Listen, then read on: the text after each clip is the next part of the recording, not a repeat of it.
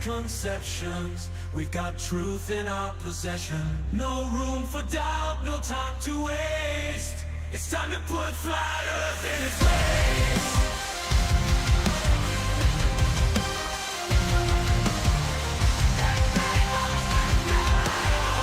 Here comes the smackdown.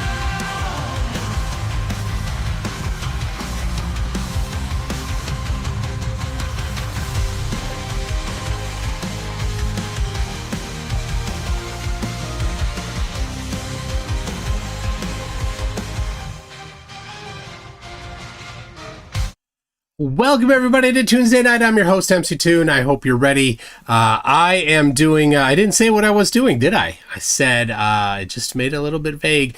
I will be going to a Discord server, one that I've been to recently even, and to see if we can get a little bit of a flurf action here. And I got, let's see, I got a book. It may come in handy in a little bit here. I will be on the Debate, Flat Earth, and More Discord server, the one run by Gem Panda, if you know who that is. That's where I'll be. But before we do that, I want to mention a couple things. Tomorrow night, I'm planning to do a live stream late. It'll be the late show.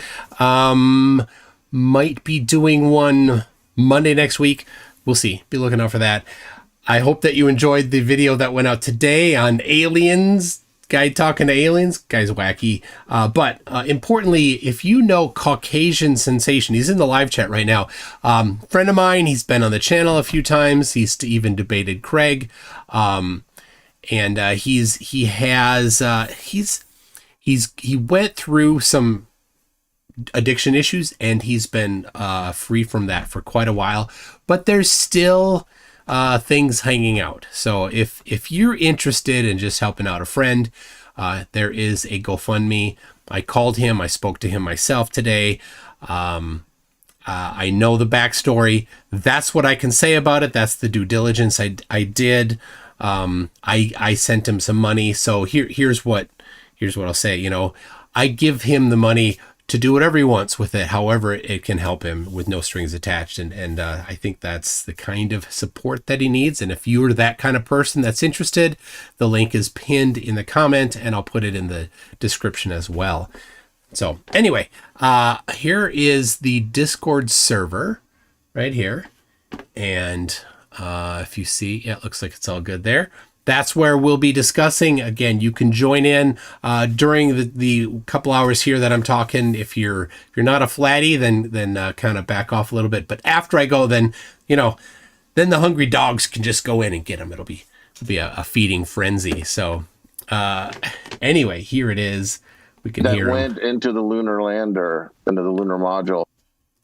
It was way too small for a person with their spacesuit to go out. So it was obvious that they had to take the spacesuit off inside there and then go out of the door, just, basically in their underwear. And then they had to reassemble the spacesuit on the outside, which we know is not possible because the moon is supposedly a vacuum.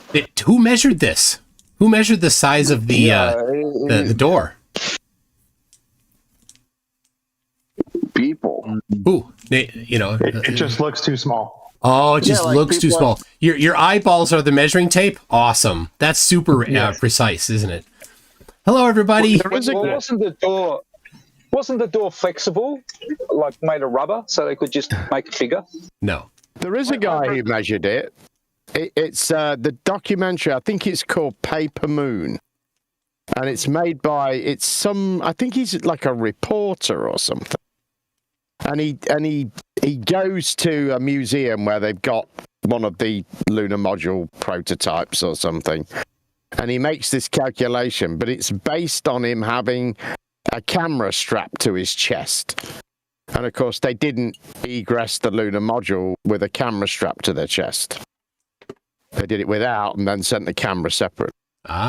Anyway, I don't want to be boring. MCToon, how are you doing? I am fantastic today. We did have a flat earther, but she left. Was it Stacy? Yeah. She went to get more flat earthers. Oh, so hopefully she'll be She'll return any moment now. Will she return empty-handed? Well, she's recruiting from Omni. Well, we aren't getting many yet. All right. Well.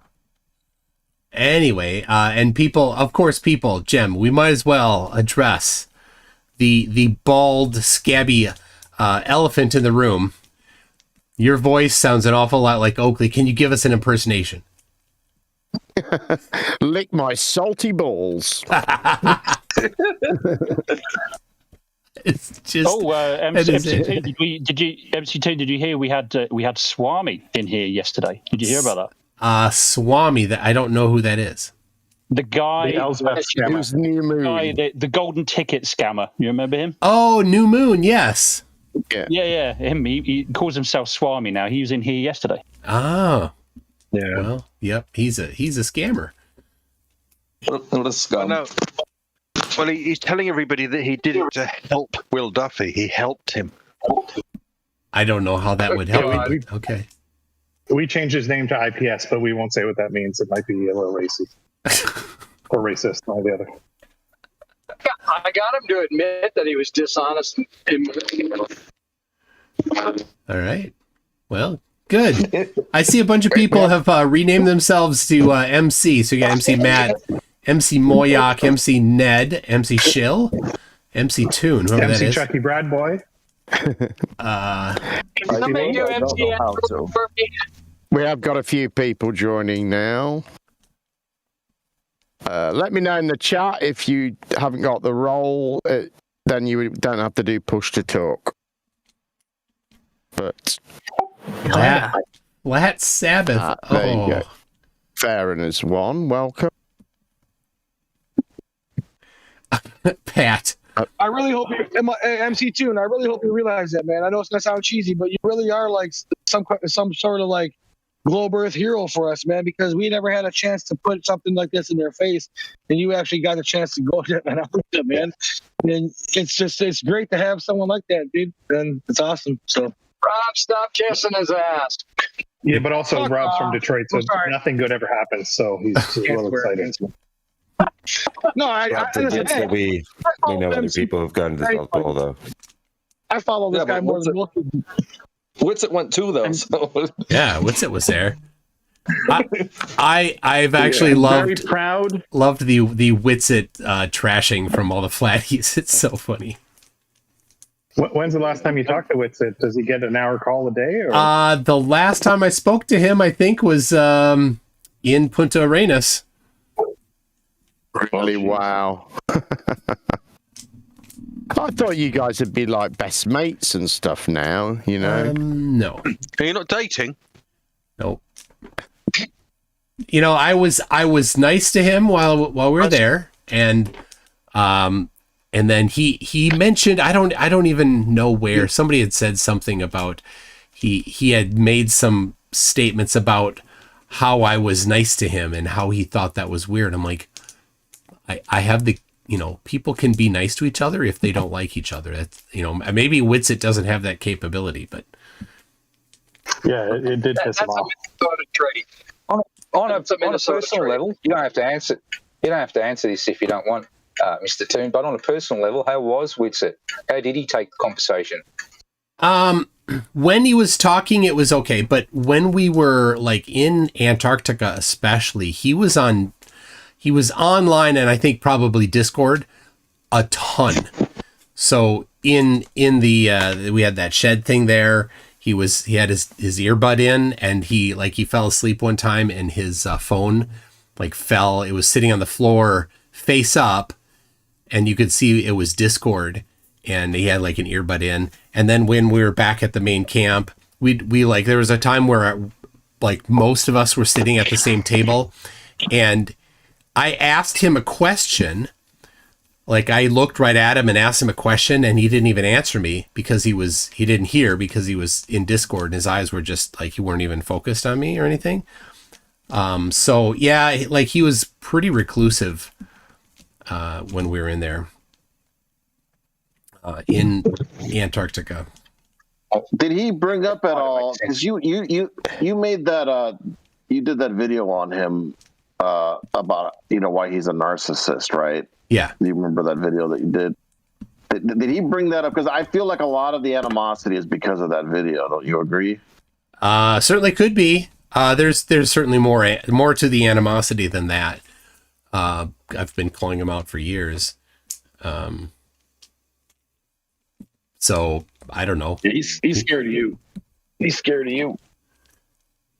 They're all scared of you, MC. They're all scared of you, Toon. I'm proud to be in your presence. I mean, definitely, though, once the shape has been established, dating does seem to be the next step, because then we can work on the age of the Earth. Hey, that's my department. That's my department. Age. Well, who's this? Great Angle. How old are you? Great Angelo? Great Angelo. Great Angelo. Okay. You know me. I do? Damn. Yeah. Damn. We talk briefly. We're both Minnesota buds. Okay. Well, don't worry about it. I'll send you a message. All right. So, yeah. Just so you know, if you're in Minnesota, I will be on Saturday at the Elko Speedway watching the figure 8 bus demolition derby. No, I'm in Vegas right now. That sounds awesome. I have a Minnesota question. Minnesota. Okay. What does a Husker do? Oh, yeah. What does a what? A Husker do. A Husker? I don't know. Like a corn husker? A Husker do. That's I thought you liked Husker Oh. Du, the band. Never mind. Oh, that's a band. Oh, but they're not heavy metal. Sorry. I think there's isn't there an umlaut over the U, so it's like Husker Du? I don't know. I can't name a song by them. There was a board game. There was a board game called Husker Du. All right. So one of your many years ago, one of your things, you said, "Guess my favorite band," and somebody said Husker Du or Husker Du. Oh, and you said no. Nope. So I don't remember what your favorite band is. Probably. I mean, I'll give you. Yeah, I like Megadeth, Deliverance, Tourniquet. Somebody just the other day mentioned Paramecium. I love Paramecium. So good. Churning, building. Oh, so good. Gives me chills. It sounds like a germ. It is. Yes. It totally is. They really grow on you, though. Bad dad joke. Brad jokes. Brad jokes are worse than dad jokes. All right. So can somebody Jake on the plane ironically named or actually a Flatty? It depends on if you're asking him or his old man. Yeah, it's ironic, I'm afraid. Oh, we're working on it. Cleary's here in the chat. Oh, he might come in. Cleary, did we ever talk, Cleary? I think like back in the day. Yeah, he's like just returned from I don't know about from a banishment. Couple of years. I haven't seen him. Did Bev banish him because he didn't define some word right? Could be. He says he's not a Bev tard. Bev is a Cleary tard. Oh, okay, got it. He said he had spoken to you, but you muted him most of the time. I don't know. When sounds about right. I think I remember him being on my channel with Bev. Yeah, long ago. He's actually funnier than Bev, though. He's not bad. Well, that's super easy to do. I'm trying. Bev has zero humor. True. Yeah. I'm trying to get this guy Radowin. You guys know Radowin? He said he debunked gravity. I'm trying to get him to. He debunked gravity in his garage. He said. So, Toon, have you seen any previews of Will Duffy's upcoming video? Are you in any sort of like breathtaking vistas, walking, into the Do we know anything about the documentary when it's all I know is the trailer. There is the one trailer. I publish them on my channels. Will publish it on his channel. That's all I know. Will is busy. He's got other projects he's kind of moving on to. But he's still doing videos on TFE. He's got one coming up later this month that I'm helping him. I'm sending him some data that I got from my notebook here. So yeah. On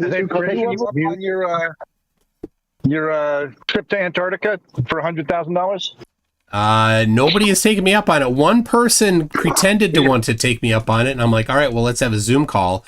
And they're like, no, I'm not coming on video on a Zoom call. Like, if we're going to travel to Antarctica and you can't get on a Zoom call, they're like, she's like, well, you're just doing that to make a spectacle. I'm like, no, you completely misunderstand me. I'm just doing it to get $100,000 out of you because I'm guaranteed going to win. She didn't respond to that email. What's this offer of $100,000?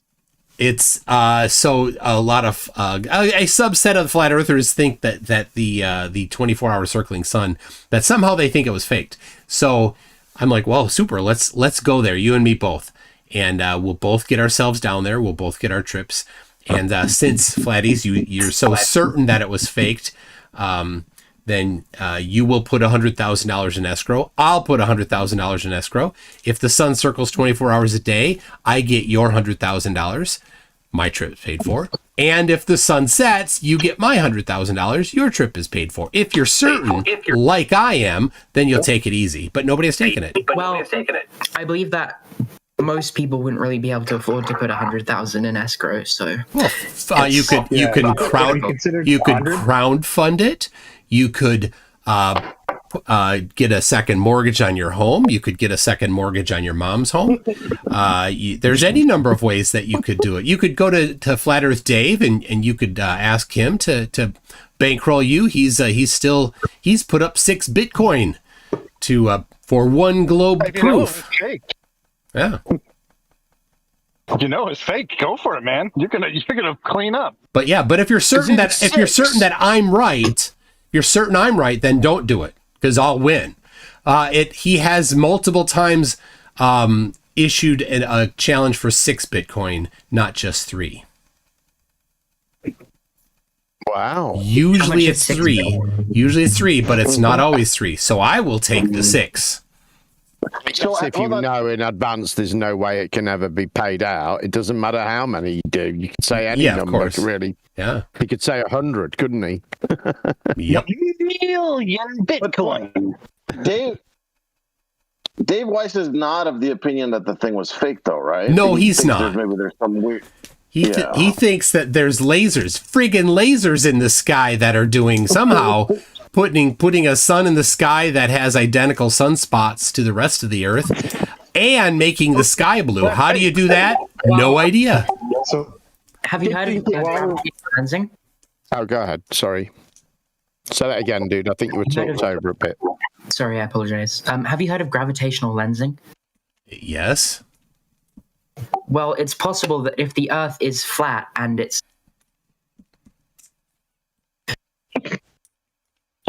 Okay, continue. It's possible that if the Earth is flat and of like a sufficiently high diameter, then it would have sufficient gravity, as it's usually called, to bend the light. So that would actually not only just explain different star positions at different latitudes, it would also explain different sun positions. Well, all of this, I think it would peel your skin off. All of this would be just something that you could do by applying Einstein's field equations. I'd love to see that. I think we just got our first contestant, though. But then a Flatty would have to admit to gravity. So some do. In fact, Samuel Rowbottom did. Oh, I fully acknowledge that gravity is a real force in our universe. Yeah. Well, Walter right? Brislin's got an equation for gravity on a flat endless plane. Yeah, Aaron, are you a flat earther? Yes. I mean, I don't exactly subscribe to the, like, if you can call it the mainstream flat earth kind of model, but in general, yes, I would consider myself a flat earther. You don't subscribe, you just take the free trials? Yeah, and then you get a new email address at the end of the free trial. If one was to have a gravitational field strong enough to do that lensing in proximity of the sun, in the 3,000, 4,000 miles that make up the Earth-Sun world, wouldn't that like strip the skin off of everybody's body? Yeah, it would crush everybody. It wouldn't strip the skin off of everyone's body because, there's a difference between raw gravitational force and tidal force. So gravitational force is just gravity, but tidal force comes about when there's a difference in gravitational force depending on the distance from the side of one object to another. So say that on one side of our body there's 2 Gs and on the other side there's 1 G, then we'd start to feel an actual stretch and we might lose our skin. But we're so small relative to the vast scale of the Earth that we wouldn't have our skin ripped off or anything like that. It would be much more likely that we would be simply crushed or something like this. That doesn't really make sense. No, I'm Sorry. just thinking ahead. Yeah, go ahead. You're the guest. Yeah, like I said, just go apply the field equations. Well, that's easy to say, apply the field equations rather than actually demonstrating them. Well, I mean, if you're going to say that it can work, then you need to show that it would work. And the way you do that is by starting with the field equations. Well, there's a difference between proving a negative and proving a positive. I mean, the flat Earth was the general view for most of human history. I mean, up until about 3,000, just under 3,000 years ago, when the Greeks decided to try and demonstrate that Earth was a globe, most people alive generally assumed that Earth was flat because it's all they could see. So, really, if you're trying to prove that the Earth is a globe, then really you're the one with the positive burden of proof here. Sorry, you completely deflected. You made the very specific claim that a flat Earth could work with gravity, with gravitational lensing to make the stars and sun look in some particular spot. So that's your very specific and narrow claim that I would love to see you support. But I know you can't. Well, I could. I mean, you and I together, we could go through the actual theoretical physics of this and test it against reality. We could. It would be a lot of depth, though. It would take a while. Yeah, write it up. I'm sure the scientific community will love to see your application of this topic. Yeah. But however, I feel very confident in saying that you've never even touched Einstein's field equations. Well, I've done a bit more research into special relativity, which doesn't really cover like actual gravity-based relativity. Yep. So It's that completely irrelevant to your very specific and narrow claim. So thank you for confirming that I'm right there. So here's how it works. You're going to say that gravitational lensing can work. Then, yep, go ahead, do that. And so Einstein did that in his 1915 paper, one of his published papers. He went through gravitational lensing and showed, the year maybe wasn't 1915, but he showed the gravitational lensing near the sun, right on the edge of the sun there, that it would be a certain amount of deflection. And so he just applied the field equations and that's what it output. So that's how you do it. So you should, Well, I believe that I could go and write up a scientific paper, but for the purposes of a debate, a live debate, it's not really feasible to demonstrate that with a whole scientific paper. Like in the scope of like this debate, it would be a longer term thing. Okay. Mr. Toon, does this kid, he's very well spoken. He kind of does set off my flurp spidey senses of being a Your Poe. Edgar Allan senses? Yeah. Yeah, he does seem a little too well spoken. I'm 22 years old, actually. Yeah, I've been talking with him a little bit in Discord. But yeah, I don't know if Poe is the right word, but certainly certainly he's in over his head here talking about Einstein field equations, making claims about how Einstein field equations would work. And then, of course, at 22 years old, I doubt that he has the mathematical background to address it. You know, I mean, how much calculus have you had? What about you? I'm not the one making the claim. Well, unfortunately, I'm not of a privileged enough socioeconomic class to have any kind of university education.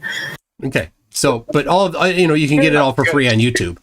So you don't need that. That's not necessarily true. Oh, it's 100% true. 100% true. Unusual. Anyone who thinks they can teach themselves general relativity is a fool. The education system is basically it. So, well, like I said, have you taken any calculus? And calculus, we're not even to the necessary background for general relativity. Yeah. We're just talking calculus. You can learn calculus in high school for free in America. And Canada. I'm not from America. What country are you from? The United Kingdom. All right. And it's definitely free there. Yeah, it's also free there. So is it, John? They still have a debt system here, so you will still get crippling student debt.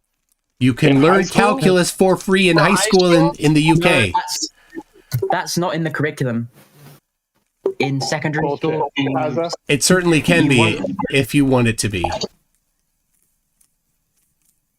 Also, I'm the one. So you didn't do your A levels or whatever.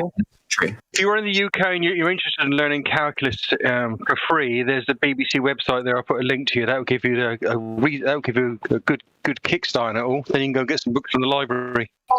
You don't have to run up a crippling debt going through BBC websites to learning things on bite size. According to the AI overview, calculus is a core component of the A-level syllabus. At the moment, yes. However, I exited college age like 4 years ago, or 5 years ago even. So, well, you could have got it for free, right? It's not something. Well, but it's not too late though either.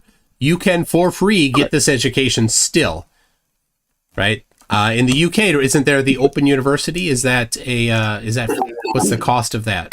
Yes. Okay. You do have to pay. You do have to pay for it. Oh, okay. It's not free. Wait, do you actually think you could have got the education? Can I flip it around for a second? Sure. Shot him with it. What's MCToon? Not that we're doing an argument by authority here. I'm actually just curious. So I'm not trying to catch you out here. What is your education like? What fields are you educated in? I successfully completed 8th grade math and science. To stay anymore. Okay. Oh, well, I'm not exactly familiar with the American education system, so I wouldn't particularly know what you mean by that. Eighth grade is when you're you exit 8th grade at about 14. That's first or every school. Well, in the U.S., primary is K through 6. Right, there we go. Sometimes K through 8. Yeah, it's a little. Middle school is 7 and 8, so it's a little. I don't know. Different people. To prevent a lot of the games in this scenario, it would be safe to say that he most likely has completed at least Calculus 2. Farron, what is the highest level of math you've completed? That question wouldn't be applicable. I just haven't. That's okay. I'm just interested. I'm not trying to beat you up with it. I'm not trying to use it. I'm not trying to use it against you. I am interested, considering that you're saying you're bringing up. It's been brought up the field equations, and you think that the math would work. I'm just trying to understand your level of education with the math. I'm not trying to use it as a hammer against you. No, I mean there is. I think what you need to appreciate there is the gap. I mean, I've got O levels and A levels in physics and pure math, and I didn't take it as a degree, any of that, and none of that is in any way remotely enough to equip me to look through the equations in the works of people like Einstein. Exactly. So I think what he's saying is a little bit more of an observational level type of thing. He's saying gravity can bend light, therefore everything can be explained with gravity and light bending. Not that it's practical that you could ever get enough gravity in the proximity of Earth or in between the sun and the observer to make light bend around like that.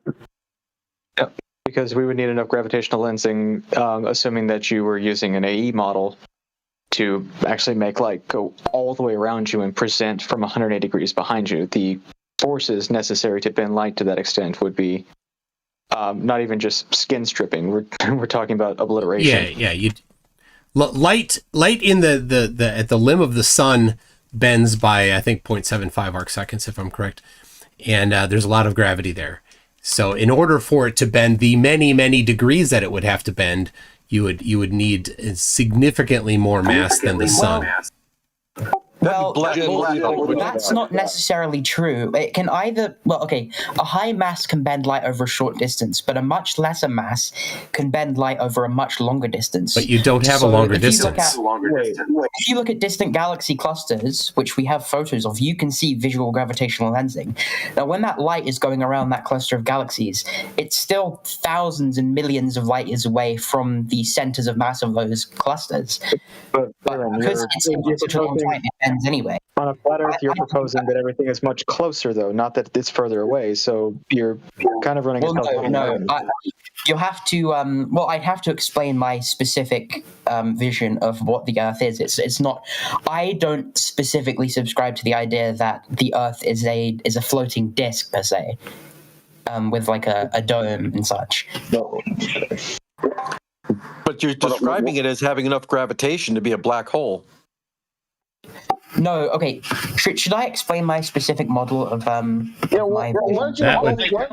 be really good, because you're kind of young. You're unusually young for a flat earther, so I'm curious as to what things led you down the road of flat earth. Like what was because obviously you were raised with the indoctrination that we all got about living on a globe Earth. So tell us about how what observations or things led you to believe that you're on a flat Earth. I sound younger than I am. I know that's true. But I'm 22 years old, so I'm not a kid by any stretch. I really don't like when that kind of takes away from my credibility when it shouldn't. No, it's not about the credibility. I'm trying to understand. Guys, can we just try and remember this is MCToon's live stream, and we want him to be part of it in some way. Thank you, Jim. I'll shut up. Thanks. Yeah, so enough with the altard. Right. Altard, stand down. Jin is in the room. Welcome, Jin, CBR1. Oh my gosh. All right, let's hear what you got. Fyren, is that how you say it? Yeah, that'll do. You can just call me Alex, though. Okay, my particular view of the Earth is not that we're on a disk in space. Honestly, I do still find that more likely than the traditional globe model, but I still kind of find it patently absurd, honestly. If we're talking about the flat Earth, I personally believe that the rest of the universe, the observable universe at least, is more or less similar, with some fundamental changes, to what mainstream science describes it as. So I do believe that there are physical round planets in distant deep space. However, I personally believe that what we know as Earth is a cluster of rocky continents spread out across a limitless ocean. And if we think of the universe as like the three-dimensional surfaces of a four-dimensional sphere, we can sort of imagine a base to the universe. That would be an ocean that's limitless, planar, and the Earth's continents would be on that. So when we're looking for a source of gravity that would be able to bend light over an enormous distance, that gravity would come from that immense ocean covering the entire base of the universe, so to speak. Okay. So all that for why would you come to that conclusion?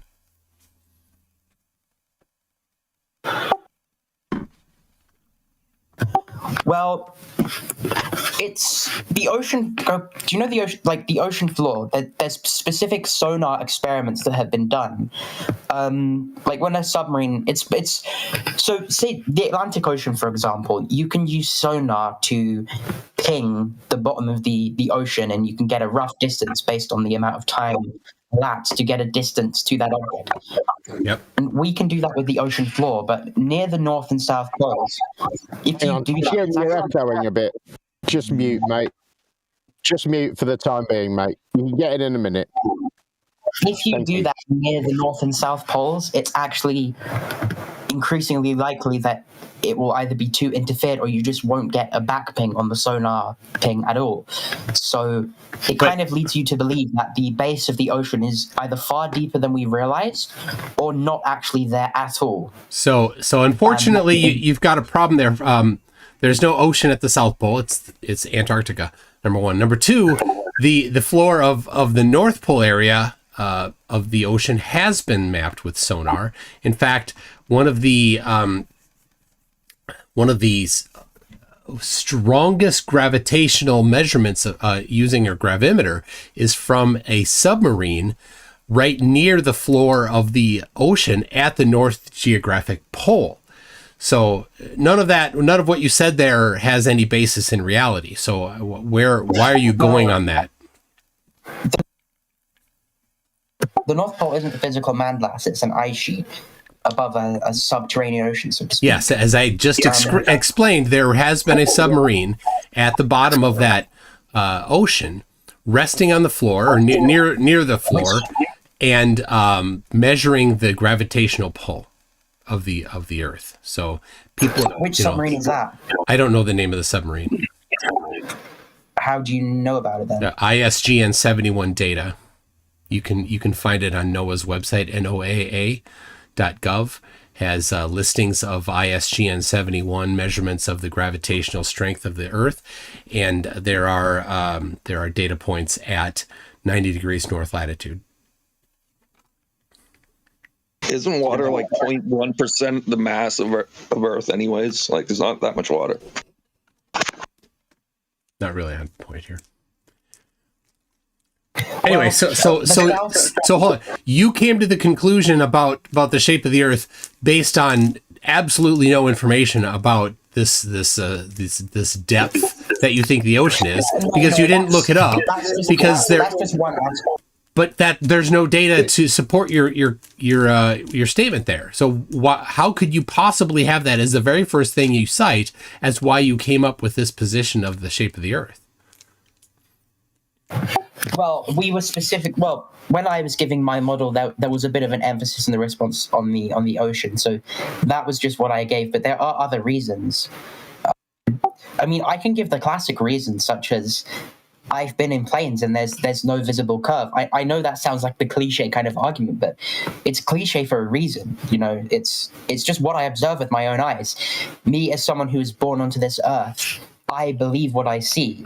And given the state of the world right now, specifically the U.S. government, I'm not inclined to really trust the data. Yeah, just go measure it yourself. I measured the dip of the horizon myself. I measured the dip when I was on an airplane. 3.4 degrees dip at 39,000 feet. That's how much the globe predicts. The flat Earth predicts just under 0 degrees, close enough to 0 that the measurement instrument would read a 0 degrees dip. Didn't measure that. So right there, confirmed that the Earth is a globe. Now, if you think the Earth is flat, or if anybody thinks the Earth is flat, then it's incumbent on them to explain how there can be a 3.4 degree dip of the horizon at 39,000 feet.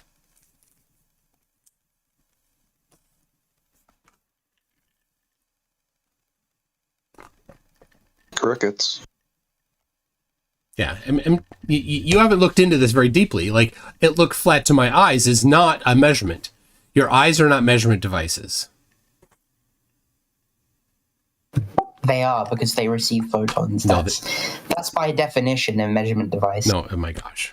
I'm 22 years old. It's the same as a camera. A camera is a measurement device, so... Measurement devices have margin. Good measurement devices have margins of error. Right? When you have a measuring tape, and the measuring tape has an indication every 1/16 of an inch, what is the margin of error of that measuring tape?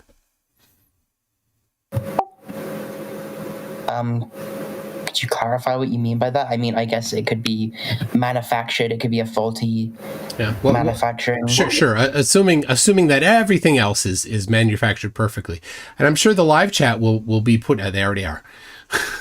The live chat has already answered the question. They knew exactly what I meant. If you have a mark every 16th of an inch, what is the best case? Best case. That would be much more susceptible to error. I do believe that the imperial measurement system is actually inferior, and it's much more liable to error. It has nothing to do with the system. Let's say it's every 1 millimeter. You see, it doesn't matter. Can you answer the question? Every 1 millimeter, there's a mark. What's the margin of error?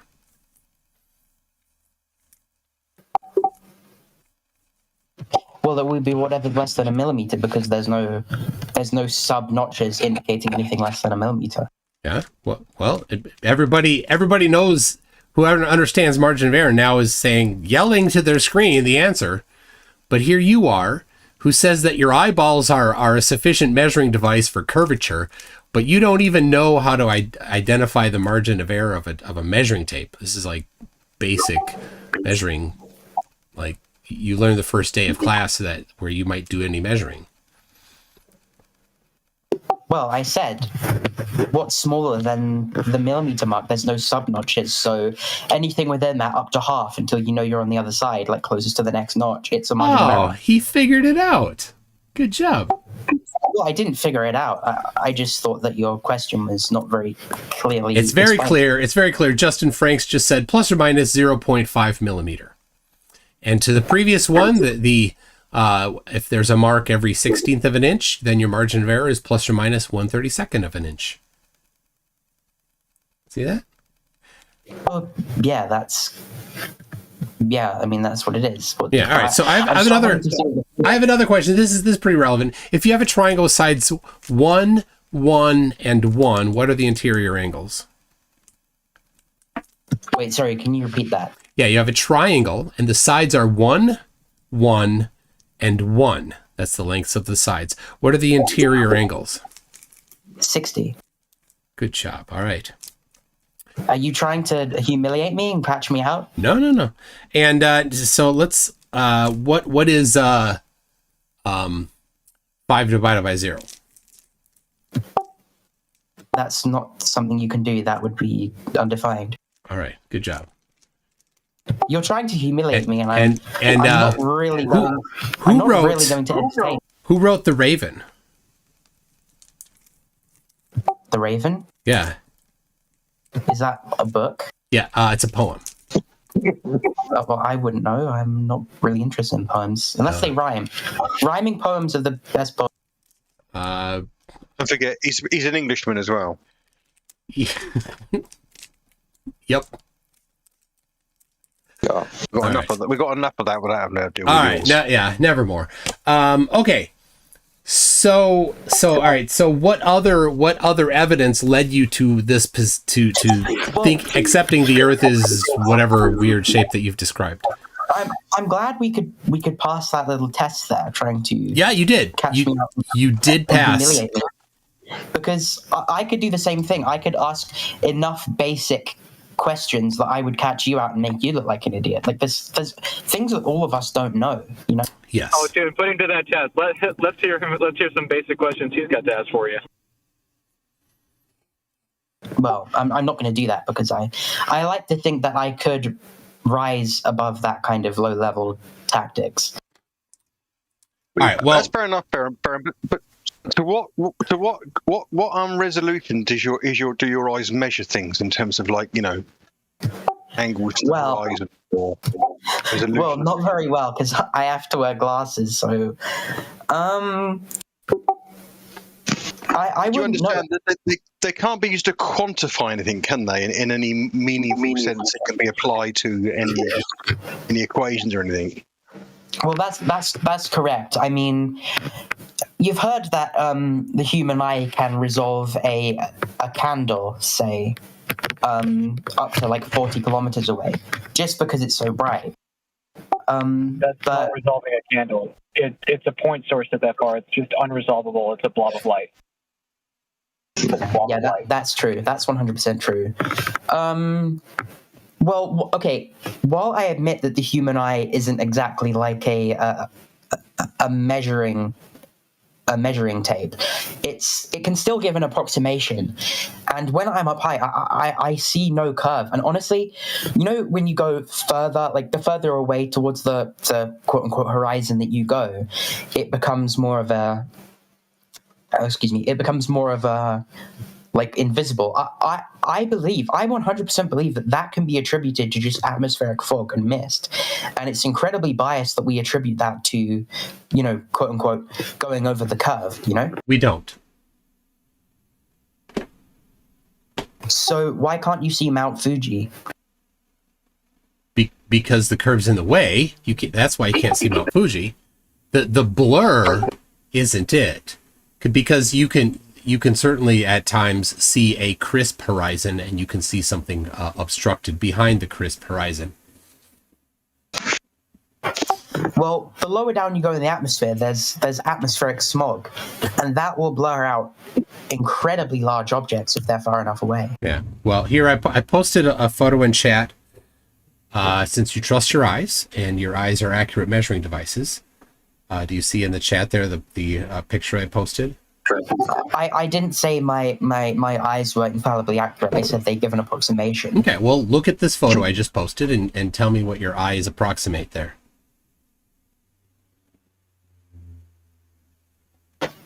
I see black space. I see a blue atmosphere. I see a red lower atmosphere, and I see a black ground, which is slightly curved. Now that can this is often used to try and catch flat earthers out. And I don't even like that term, but there's so many things that can cause a visible curve. Oh, well, like what? I mean, that's including fisheye lenses. I can address that. Here we go. Here's another picture. See that? Right there at the top of frame. Do you see that? Tell me what your eyes approximate there. At the top, where the horizon's at the top of the frame. Same as last time. What's that? Same as last time. Okay, and now here's another one at the bottom of the frame. Same lens, same camera, same position. Right. So, all right. So now we see this is not the lens that's doing it, because we've got the same curve in the same direction above, below, and at the center of the frame. So it's not the center. It's not the lens. Right. It could easily be taken on a larger frame and then cropped. That's quite easy to do. A larger frame and then cropped. What do you mean? So that could still be at the top of the frame, but it's just a larger frame that was mostly cropped out. Yeah. That's very easy to do. You want me to send you the source video? It's not. How do you know? How do I know? Right. Just everything you don't like is fake. Is that the answer? No, it's just these things are making incredible claims, and it's not an incredible claim to say the Earth is a globe. It's a rather normal claim to say the Earth is a globe. Well, because we have measurements for centuries, for millennia. To say that it's not incredible is actually circular reasoning, because that's assuming that the Earth is a globe to begin with, which is what makes it not incredible. So that's actually circular reasoning. All right. Here's another one for you. What are your eyes approximate here?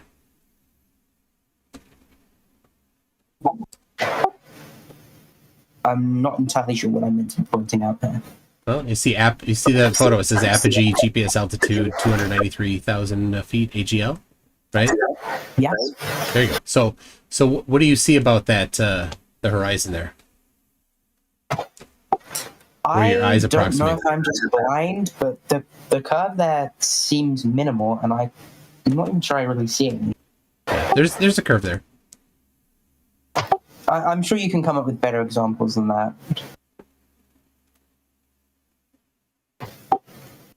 Seems minimal. Yeah, it is. Any It is. curve is not flat though. It is. It is not. Yeah, it is not a lot of curve, but it is curve. There's one more there. This one's from 1935 over South Dakota at 72,000 feet. What do your eyes approximate there? I don't see any curve on that either. I'm sorry. Ooh, that was really clear. Feel free to grab a ruler because Yeah. a ruler held up against it will reveal what your eye can't tell. Don't even need a ruler.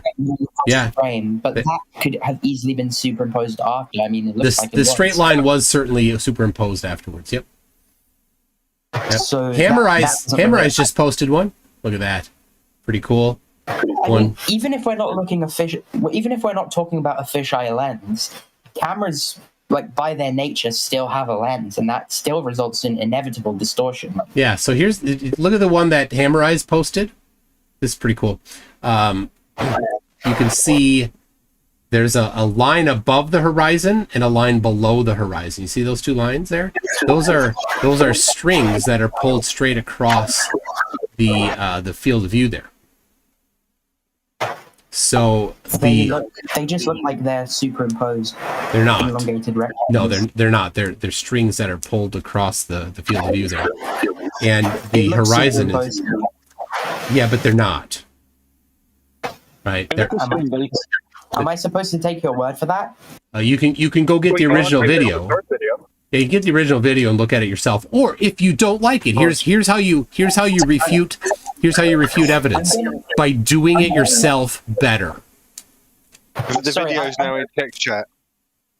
I'm getting rather insulting messages right now, which I don't really appreciate. Well, yeah, I mean, you could stop with the nuh-uh, because nuh-uh is stupid. Right? The rejecting everything you don't like is a stupid way to live your life. Nobody respects that. Hold on, Jen. It's okay, Jen. It's okay, Jen. We're trying to get to you, buddy. We're trying to get to you, man. He's been with Farron a long time now. I think Farron. I haven't got any more time left. I've got to go to work in a minute. Okay, bye, Jen. See you later, Jen. Hi, Jen. Yeah, you're running from the man. Yeah, I know. You're running. leaving, Because not I'm gonna me. destroy I'll you. be sitting here. You're gonna not be here, Yeah, Jen. I had to leave because I've got to work. Okay, There is bye. a time difference. I'm in Japan here. Okay, bye. You're the one Japan here. leaving, I'm in not me. Japan. There's a time difference, and I'm trying to say to you that instead of all this buffoon imagery of poor quality, as my esteemed flat Earth colleague has put to you, why don't you show us you actually measuring the curvature of the Earth in nature so we can replicate that and we know we're on a globe, yeah? Because that's the Achilles heel in your model. There is no measurable curvature anywhere, and that's all I can say for now. Count yourself lucky that I can't say any more than that for now, okay? Jen, I agree with you. Bye, Jen. It's You're leaving. You're running from me, Jen. Oh boy. I'm not running from you. If I ever see you, I will run you over and kick you in the teeth, mate. Oh, precious. Precious. That's not called for. That's uncalled for, man. Like I might agree in an academic context, but that's not called for. Jen, don't do that. Jen, don't do that. Jen, don't do that. Hey, Jen, come on. He's not an expert. He's an expert liar. He's the one. I do think that even if you grant that the Earth is round, this whole anti-flat Earth thing, it is a bit grifty. It's a bit of a grift. All right, so here I've posted my own personal measurement of the curve in chat there. As asked for, watch Jin run away. I don't see a curve. I just see clouds. He asked for a measurement. This is a measurement. So what you do is you click on that there, and you see that crosshair in front of the sun. See that? And then you look on the left side there. You see elevation angle. Do you see what that elevation angle is there? Excuse me. Elevation angle negative 3.4 degrees. That's right. So this was at 39,000 feet. So 39,000 feet. I measured the horizon dip to be 3.4 degrees. So that is a measurement of the curvature. Well, all I'm seeing here is a number on the screen. That's how you measure things. Do you not know how to measure things? Measurements have numbers in them, right? You use a measurement device that gives you a number of some sort. right? So when you're measuring an angle, how would you imagine that you might measure an angle? You'd use a device that has a capability of measuring angles and outputting the angle that you measured onto a screen, right? That's how you do it. Okay. Device then that's resulted in this. Yes. A number on the screen. That's how you measure things. I mean, is this how it's going to go for the rest of the conversation, Fairham, with someone presenting you with numbers and images that have got numbers on you saying, well, you know, someone could have just stuck that on. What's the point? Well, can you really blame me for that? Yes, 100%. Yes, again. We can blame you for that, yes. It's you doing that. Get your lazy butt on an airplane and go do the same thing if you think it's wrong. Well, that's assuming that I can actually afford to travel on an airplane. Oh, well, ask a friend who's going to be going on an airplane. Hey, go grab the Theodolite app on iPhone or the what's, oh my goodness, it's called, hold on.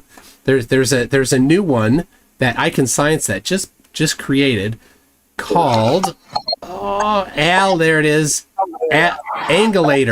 Angulator. You could have them install the Angulator app that'll measure the dip of the horizon. Somebody that you trust, so that when they do it and they come back, they say, here's my measurement of the dip of the horizon. You say, oh, well, you're a liar because it doesn't fit my pre-selected conclusion. You can then tell your good friend that you trusted that they're a liar. Okay.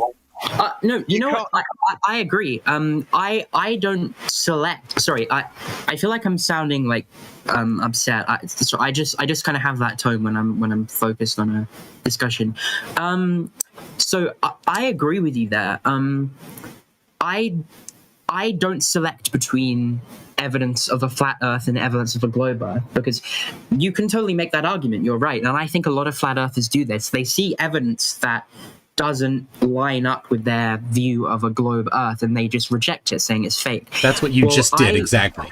You've done that. I did. I've done that, but I'm not selective. I believe that the vast majority of flat earthers are also doing this. They're presenting numbers that they just expect us to believe. But if I'm to believe something as monumental as the shape of the Earth and be swayed, it's not going to work on me whether you're proposing flat Earth or globe Earth. Which is why I've come to my own independent conclusions. With zero measurements. You haven't got enough money to. Right. You Hold on, keep pizza. saying you haven't got enough money Pizza. to study it. Haven't got enough. Pizza. It's me. All right. So here's what it seems. You will not accept any evidence from anybody else other than you, and you don't have any evidence that is actual measurements. All you have is your Mark I eyeballs. Right? I will accept evidence from other people. Well, how come you've rejected all the evidence that I've given you so far? Yes, allow me to finish my sentence. I will accept evidence from other people. However, that evidence is meant to be to a higher standard than just numbers on a screen that I'm expected to just believe. Okay, well, document the methodology you will accept, and then I will match that methodology, and you will then accept it, right? Okay, well, I'd most likely have to be there in person, but I don't like I said, you will only accept things that you personally measure. That's what I said, and then you said, no, I won't do that, but now you've reiterated that is your standard of evidence. You must be there. I would either have to be there in person, or you would have to rigorously film and document everything you've done to a degree where no one could reasonably say that it was doctored. Well, like but TFE. Already nobody can reasonably say it was doctored because there's so many examples of people measuring the dip of the horizon. So many examples of it, and you could do it yourself, but you don't want to.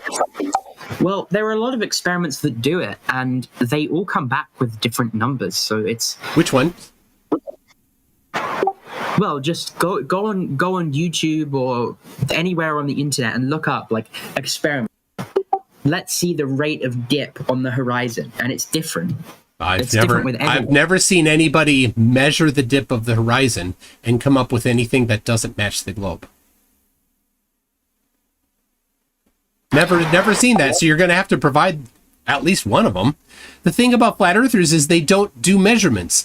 They never do measurements. The number 2 claim of Eric Dubé is the horizon always rises to eye level. That's his claim, but he has exactly 0 measurements of it in his video.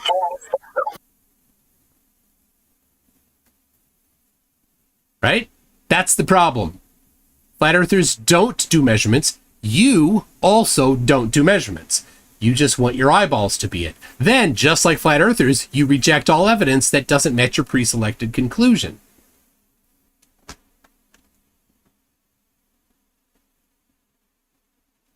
Toon, I have a question about your theodolite picture.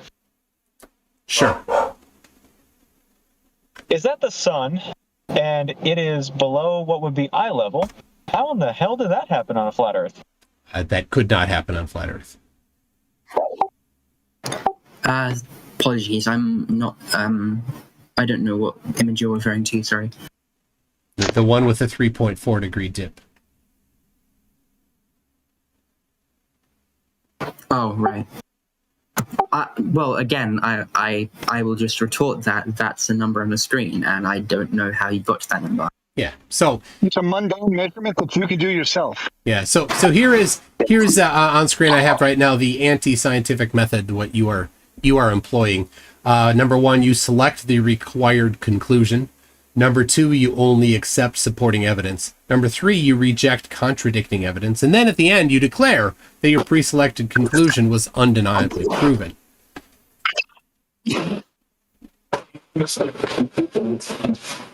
Okay, no, you're from America. Does anyone know Saint Sunday? Has anyone what? Saint Sunday Crag. It's a peak in the Lake District in northern England. No. Well, I live near Carlisle in northern England, and I can see the peak of Saint Sunday from where I am, and that it's a peak, but I'm not sure it even qualifies as a mountain. It's too far away to be visible on a globe Earth, but I can see it. Let's from see where the I math. live. That's. Can I do the math? Yeah. Show the application of the globe math here. I'll help you out. You can verify this for me. Right, I'll be right back. And near enough Carlisle, we can just do this. It's Sunday. That is. All right. What is I don't know how you computed that you shouldn't be able to see it on the globe. What I've found with basically zero exceptions, no flat earther actually knows how to predict what you would see on the globe. 26.8 miles from.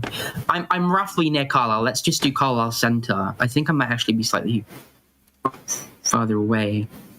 26.8 miles, or do you want it in kilometers, or just let me know? I don't care.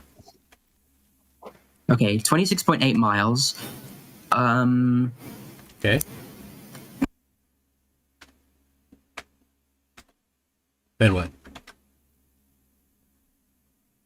How high is that peak? I'll put a snapshot in text for you. Thank you, pizza. We've got 545 peak is what this says. Oh no, sorry, elevation 2759.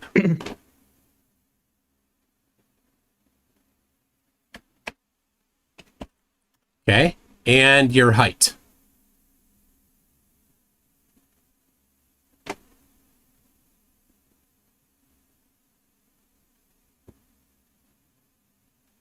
How high were you at when you? What's the height of the wherever you're at? And then we're we don't know the topography between, but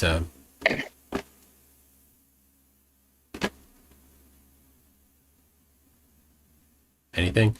Well, all right, I'll do this. I'll put an observer height of 0 just to start here, which is going to be adjusted up. If there is 0 refraction, which of course there is, but let's assume there is not any because that's the base case. Then of the 26.8 miles, the target size of 2,700 feet, only the bottom's 476 feet should be blocked, leaving the majority of it still visible, 2,282 feet still visible at 0 feet elevation. So according to the globe, you should see it. So, oops. So for reference in the future, I put in I'll put in here a link for you. There you go. There's how you can compute what should or should not be seen on the globe. Walter Bislin has the his Earth curve calculator. So you just Google Bislin Earth curve calculator. That'll get it.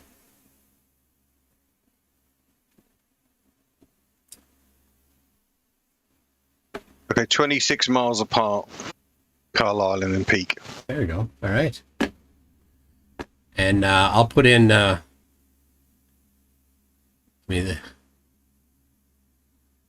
Carlisle City Center has an elevation of 190 feet. 190. All right. Well, now hidden is only 65 feet now. Now, of course, there's topography between, so who knows what that's going to do. But if you ignore topography and just assume that it's water in between, that would only hide 65 feet of the 2,700. Why would you say that it should be blocked? What a bold claim that was, to be so dramatically wrong about it.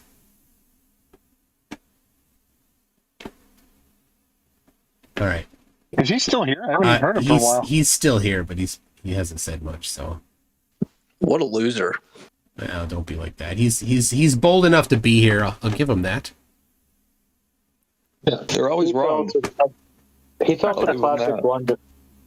He fell for the classic blunder of believing 8 inches per mile square. That's how he got the idea that it shouldn't be seen. Because if you do, because if he uses 28 miles, which is what he stated, he comes up with oh god, what is it? Actually, that's even wrong because that's in inches. Yeah, even then he would still have a huge problem because there would be, even at 8 inches per mile squared, visible mountain. Yeah. Well, I put the screenshot that I just computed.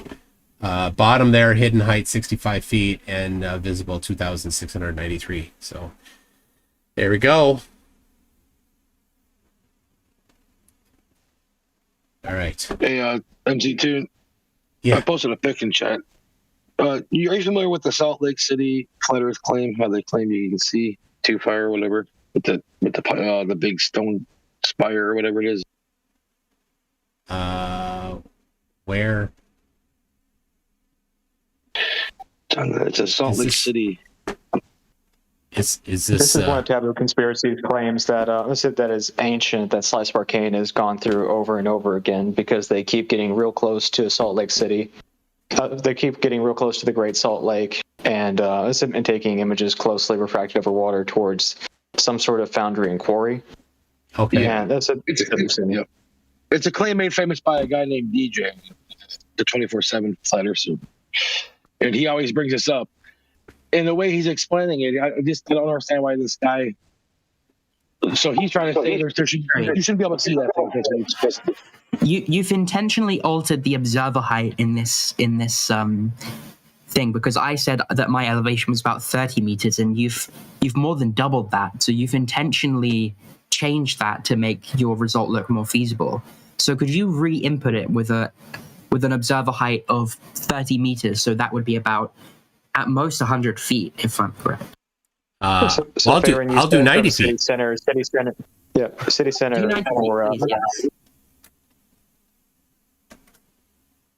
Farron, were you here a moment ago where he told you that even if he made the elevation 0 feet, it's still incredibly visible? I don't think he caught that part. It's going to match the globe either way. Yeah. All right, here you go. Here's your adjusted value. It's not helping you. Hidden is only 153. And if I put a observer height of 0, which the calculator doesn't let me do because, of course, you can't actually have your eyeball half submerged in the water and expect it to work. But it puts a small number. So 476 feet blocked, 2,282 feet still visible. No matter what you do, you should see that mountain or hilltop or peak on the globe. Not with that attitude, you're not going to have your eyeball below water. So, can you explain then how I can see more or less the entire silhouette if nearly 200 feet should be blocked out of view? How did you determine that that more or less than 200 was blocked out of view when you've got topography between you and it? You didn't. Your eyeballs are not that type of measuring device. You don't know how much was blocked or not. Well, that's about what, 7 to 10% of the total height. That's not insubstantial. I'm just asking how you determine that. Do you identify a feature in the bottom portion of it? You didn't. You just looked at it, you're like, looks like I see the whole thing, man. That's all I need. I live directly north of the Lake District, so I've actually been there more up close, and I know. I mean, listen, if you want to debunk this, you're welcome to come visit the Lake District. I just debunked it, man. This is visible on the globe. If you, there's 90 feet, turn on refraction, see how much you should see. Yeah, of course. I'm gifting 0 refraction, which is ridiculous. So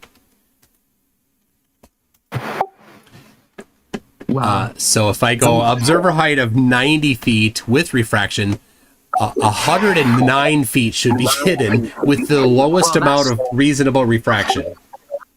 That's not much of a difference. Yes, GCAT 7% is substantial. Yes. No, it's not. How did you identify whether or not the bottom 7% was? You don't have a photograph. You didn't have any features, any landmarks that were on the bottom 7% that you could see that you shouldn't be able to see. So you think? If you knew the area like I do, then you would probably come to the same conclusion. I mean, dude, come and visit the Lake District and you will see it for yourself. It shouldn't be visible on a globe Earth model, but it is. So nobody believes you. You're just full of crap. Well, like I said, you're saying I'm full of crap. You're perfectly welcome Post to come the and debunk photo. it, but you won't. You'll just sit here and assume that I'm making it up. I'm assuming that you don't have any evidence to support your position. And the fact that you've not posted any evidence to support your position proves that I'm right, and I love being right. So you've said yourself, you're assuming that I have no evidence. No, I'm not assuming. I'm watching you lack any evidence posted. No assumptions necessary. Post the evidence. Nothing. Post the evidence. Nothing. Post the evidence. Nothing. You didn't post any evidence. Right? Where is it? Well, your evidence earlier. Post the evidence. Actual photographs. Actual photographs that I actually took. Yes, actual evidence. That's how you do it. You're holding me to a much higher standard of evidence than you're holding yourself. No. Because your images earlier from the plane. I'm expecting you to have on the horizon. a photograph. A photograph. Where is a photograph? I'm asking for a photograph. You do not have my standard of evidence, a photograph. I provided a photograph. You provided 0. Don't you see that? This is ridiculous. And it's not really much better than an anecdote in my experience. This is well, you've got an anecdote. Yeah, yours is perfectly described as an anecdote. I have an actual measurement. Using a device that's designed to measure angles. You have. We can continue this in a second. I have to go for like 1 minute, but I'll be back and we can continue. Okay. All right. So while we wait for him, I'm a representative for No Tanks, one of the Flat Earth mods here, and he asked me to ask you if there is, quote, a temporal disillusionment beyond the skeptic substantiated meta framework of a heliodynamic market. That's from No Tanks. My goodness, hold on a sec. I gotta run to the kitchen and grab some ranch and croutons. That's fantastic. I'm simply quoting No Tanks. This is not from me. This is just a direct quote. I know, but I'm a representative for him. I mean, you just can't slap a guy in the face with so much word salad and expect to just, shake it off. I mean, you gotta warn a guy. Come on. Toon, if you haven't been around No Tanks lately, he's decided to do essentially flat Earth presuppositionalism. It's about the most insanely dishonest thing you'll ever see. I believe you. It is entertaining. It's very entertaining, though. Horseshit, it's entertaining. Presuppositionalism is the most non-entertaining thing that's ever existed. All right, let me read a couple things here because I got the Cygnus Step says, hello, humans. Heck, Peck is here. Peck says, aliens kicked my dog. Kango 44 says, 22-year-old guy, stop wasting your time with this shit and go learn some stuff. There are massive amounts for free resources out there. That's totally true. My browser window crashed again. It's a regular thing. Caucasian Sensation says YouTube/Google isn't the same as a college education. It's not, but you certainly can do a lot. You could learn. You could get a long way down the calculus road with that. I'm glad. Hey, buddy, check your browser plugins. Check your browser plugins. That could be causing the crash. My what? Browser plugins. Your browser plugins. You don't have to do it now, but just something to keep you in mind. Yeah, you're right. I have a good collection of plugins.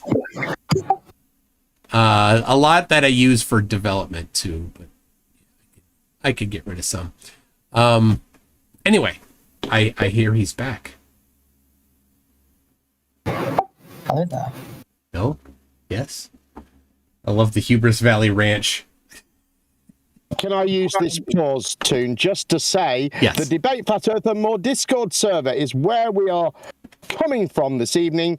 We're active 24/7 for interesting conversations on the shape of the Earth, conspiracy theories, politics, religion, philosophy, and more. So please come and join us. And someone will post a link in the description somewhere or in the chat or something, I'm sure. But anyway, join us, please. Sorry for that interruption, Toon. All right. It only costs $20 to join. It's a steal. I encourage everybody. No, it's free. I posted the link to the Discord in the MCToons chat. Yep. Oh, thank you very much. Much appreciated. And it's in my description as well. Awesome. How you doing, Toon? We have other flat earthers here too, Toon. Just want to steal your audience for my advertising. Are there any other flat Earth supporters in the chat? Because I feel like there's like 10. I'm like outnumbered, like 10-1. We have got Easter is with us. What? Oh yeah. I'm going down the list. It is. This event is meant to be a one-on-one. And sometimes people jump in. Yeah. What up? Do you know Issa? Have you met Issa MC? Issa? Yeah, he's an OG Flatty. Yeah, I don't think we've met. I think he's been dealing with the clown side of flat Earth. That's why you guys laugh at it so much. Yeah, that's all I found so far. That's the whole side. Well, I get it, man. Well, nice to meet you then, because now you can talk to. I don't know. I think flat Earth has a lot to offer, man. All right. I think, but you know what? You know what flat Earth does not have? It does not have evidence for flat Earth. I think the flat Earth actually has more evidence than the globe. But I mean, like, take for instance, and I just, I note this point because would you agree with this step in logic, right? Like, like gas pressure is indicative of containment. Nope. What would you think of that? Nah. Okay, so why? Well, the entire universe has is a pressurized system. So everywhere that we've ever gone, everywhere we've ever seen, there is pressure. So what do we know? We don't know anything beyond what we've seen, and we haven't seen any physical barriers. Right, but like let's say in the old school, like, or at least like if you're gonna lean on like space agencies and stuff like that to prove that, you know what I mean, then that's one thing, and you can put your faith in that, and I can, laugh at it if I want to, you know what I mean, but I think like just on a basic scientific level, you don't think that there's any logic in the statement that gas pressure is indicative of containment. No. Cause I think, see, like that to me, that's a claim. That's a claim, and you would need to support that. And like I said, flat Earth has no evidence, and you have no evidence, right?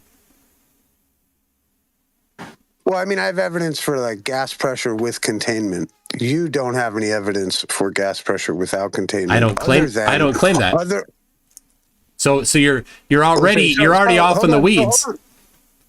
Okay, so then how do you come up with the idea that it's not logical that gas pressure is indicative of containment? It's your assertion, your burden of proof.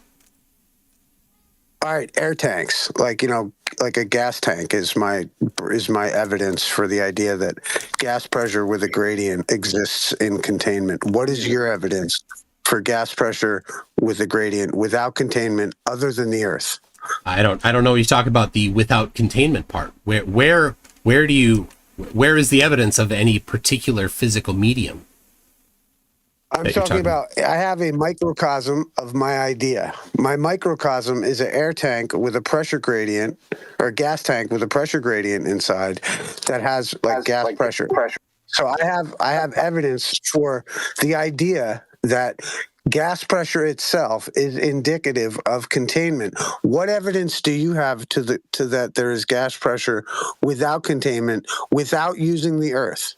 It's not my claim, so I don't know why you think I would need to support. How is it not? No, I don't need to support my not claim. You need to support your claim. No, I know, I don't need to support my not claim. Right? You're putting on me a claim that I didn't make, so I don't need to support it. It's logical then, right? Just saying it's logical doesn't make it logical. Well, I know, we can't that's progress actually a brilliant point. You can't progress on the conversation if you're not going to be fucking logical, right? So again, you're just asserting things without backing it up. And if you're going to abandon logic and act like you're smarter than me, well, I am. some fucking pretentious bullshit. I am smarter than you. It's all it's pretentious. I agree. It's not pretentious.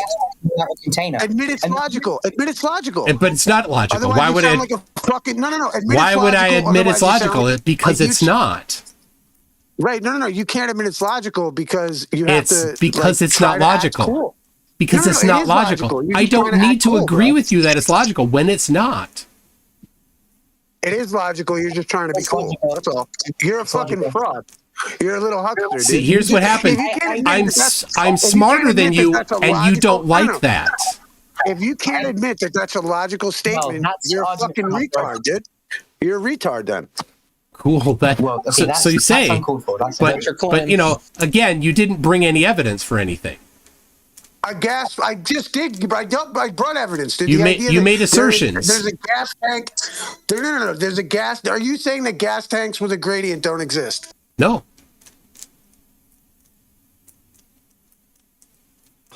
So they exist, right? So there's my fucking evidence. Okay, welcome to the show, dude.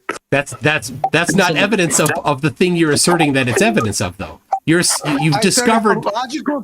Hold on. I asked you for. I said to you, is it not logical that gas pressure is indicative of containment? It is not. If you can't admit that simple fact, like many other smarter people than you that are on the globe side admit, then you're a fucking retard, dude. Cool. Good. Dude, okay, no. Yeah. Sweet. That provides comedic value, but that is not called for, man. Yeah. Come on. Great job there. No evidence provided for flat Earth. YouTube. Try and keep it polite. Fair enough. Well, Jem, didn't I? You know how I get, Jem. Didn't I just provide evidence, make a logical statement? No, you didn't provide any evidence. You made an assertion. How do you not believe that gas tanks exist with air pressure? I didn't say that. Then what do you think? You just double speaking? You just don't want me to be right because you got some fucking pretentious bullshit attitude you want to keep up with? It does not follow. This guy is about to make me into a globe earther. It does not follow what you're saying. Because you've said you've identified one example, therefore all examples must be. No, here's you've identified one example, therefore everything must be identical. That's the black swan fallacy right there. We didn't get there yet. No, we didn't get there yet because you're too slow to admit the obvious logical statement that I made. Projection. I'm just proving that you're disingenuous and you're actually not. You haven't actually talked about flat Earth. You've talked about flat earthers. Well, then, I said, exactly. Flat earthers do not have evidence for flat Earth, and you are proving that right now. Jem, am I wrong here, Jem? because I think I'm pretty fucking right. I just made a fucking logical statement. Moderator, he needs help, moderator. Moderator, help him. Help him, he's drowning. And you're not right. Bro, you're so daft. I need a moderator. This is between you and Toon. To help you along in the conversation. This is between you and Toon. I need someone to hold your fucking hand through the conversation. Yes, No, you're the one calling for the moderator to help you out. Mod. Tag him. Jem, come help him, Jen. Jem. on the Are you done spurging out, bro? Are you done spurging out? All I can say is at that moment, I was not paying attention, just for that brief moment. I'm sorry. I'm really sorry. Whatever. I was distracted by something in the chat. I do apologize. He's trying to cook Indian food. Whatever. I'm guessing probably MCToon's right on this. Probably. Well, Toon. I'll have you know this, dude. I'm pretty fucking reasonable, dude. And all I'm trying to say here. Sounds like it. Jem might disagree, and that's acceptable. Reasonable, dude. All I'm saying is that there's a logical conclusion that gas pressure is indicative of containment. I'm asking you to come along the conversation. No, if you can't admit that much, it's very hard. And this is really the point of contention between flat Earth and globers. Is that, and it happens with, I see flat Earthers misinterpret globers all the time too.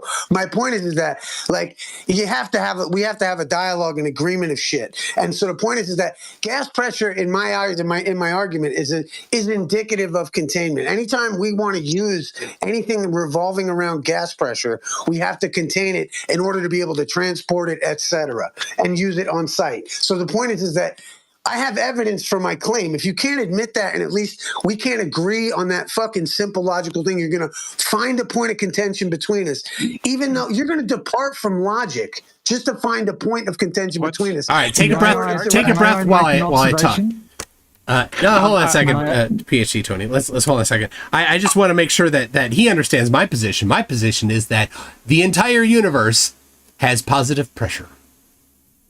All right, Tony. I said, okay, fair enough. It's not the Earth, right? So, like, all I'm saying is that we haven't been out to the universe. You said, what's a microcosm of your idea of gas pressure without containment? Big boy. It's not my idea. Isa, what is? I'd like to. I did ask if I could say something.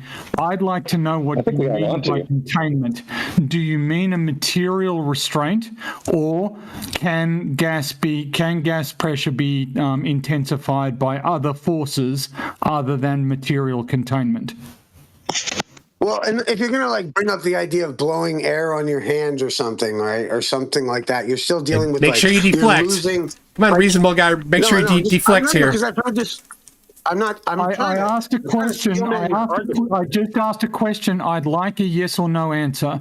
Do you accept that there are other forces other than material containment? So, there's no evidence for that. No, it does require containment. Yes, it requires containment. No, I need you to be more explicit. So what you're saying is that what you're saying is that it needs to be a material container. It needs to be something that has physical fabric that is containing and constraining the gas. And Toon's answer of the universe is not sufficient for you. Well, I don't think that there's any evidence. Yeah, I don't think there's any evidence for that claim other than like your otherworldly claims, which is fine. You know, that's fine. I'm just saying, like, in regards to the idea that there's nothing practical that we use in the real world There's lots of evidence. Centrifugal force, gas centrifuges. Yeah, see, in my eyes, guys, try and remember this is supposed to be MCToon versus a flat Earth. Right, and I was going to try to bring it back to Toon. It's like the idea of like, you know, my main gripe, let's say, with the globe, because like, you know, I think we brought this up the other day. We were talking about, you know, percentage-wise, what are the arguments that have validity for each side, right? Because I think most of the arguments between flat Earth and globe Earth, we use the same proof. We use the same evidence, and we come to a different conclusion. And so, can you name the only evidence? Can you name one, Isa? Name one logically sound argument for. Wasn't it just said? Yes, in a moment. Brenda, come on, Brenda. But like, you know, so like, you know, the idea being that like, in the globe, like the percentage model, like the arguments for the globe that are rational to me, right, involve the celestial sphere and our mapping, right? Like that is a profound advantage. You know what I mean? The globe has that down. The issue with that is that, like, and for globe or for the flat Earth side is the idea that, like, I respect my empirical, experience, and I give that more weight than I do, let's say, the stitching together of the globe. Because what I think is that, based off of the observation of the stars, the globe has stitched together a multitude of necessities in order to perpetrate the model. This is too complicated to really follow. It's not really making sense. As long as Jim can get it, we're okay. The fucking point is that, like, the globe stitches together so much shit. Like, for instance, you brought up somebody said centrifugal forces or something. Like, all of these things are necessities in the model that you present because you're trying to match the observation to the stars, which is the one valid argument the globe has. The problem with that is that every one of those suppositions after that goes against direct experience, i.e. boats going over the curve of the Earth, the idea that I don't feel that I'm spinning. Like, your arguments don't seriously, they don't are you the thought idea of what I'm experiencing. You actually thought that you were somehow distinct from the other clown flat earthers, and you're like talking about boats going over the curve as if that isn't an absolute slam dunk for the globe? Well, the argument doesn't really support your position very well. Well, let me clarify, because those issues can be used by both parties, and like I said, they can't. Most of the argument, boats going over the curve is 100% pure globe only.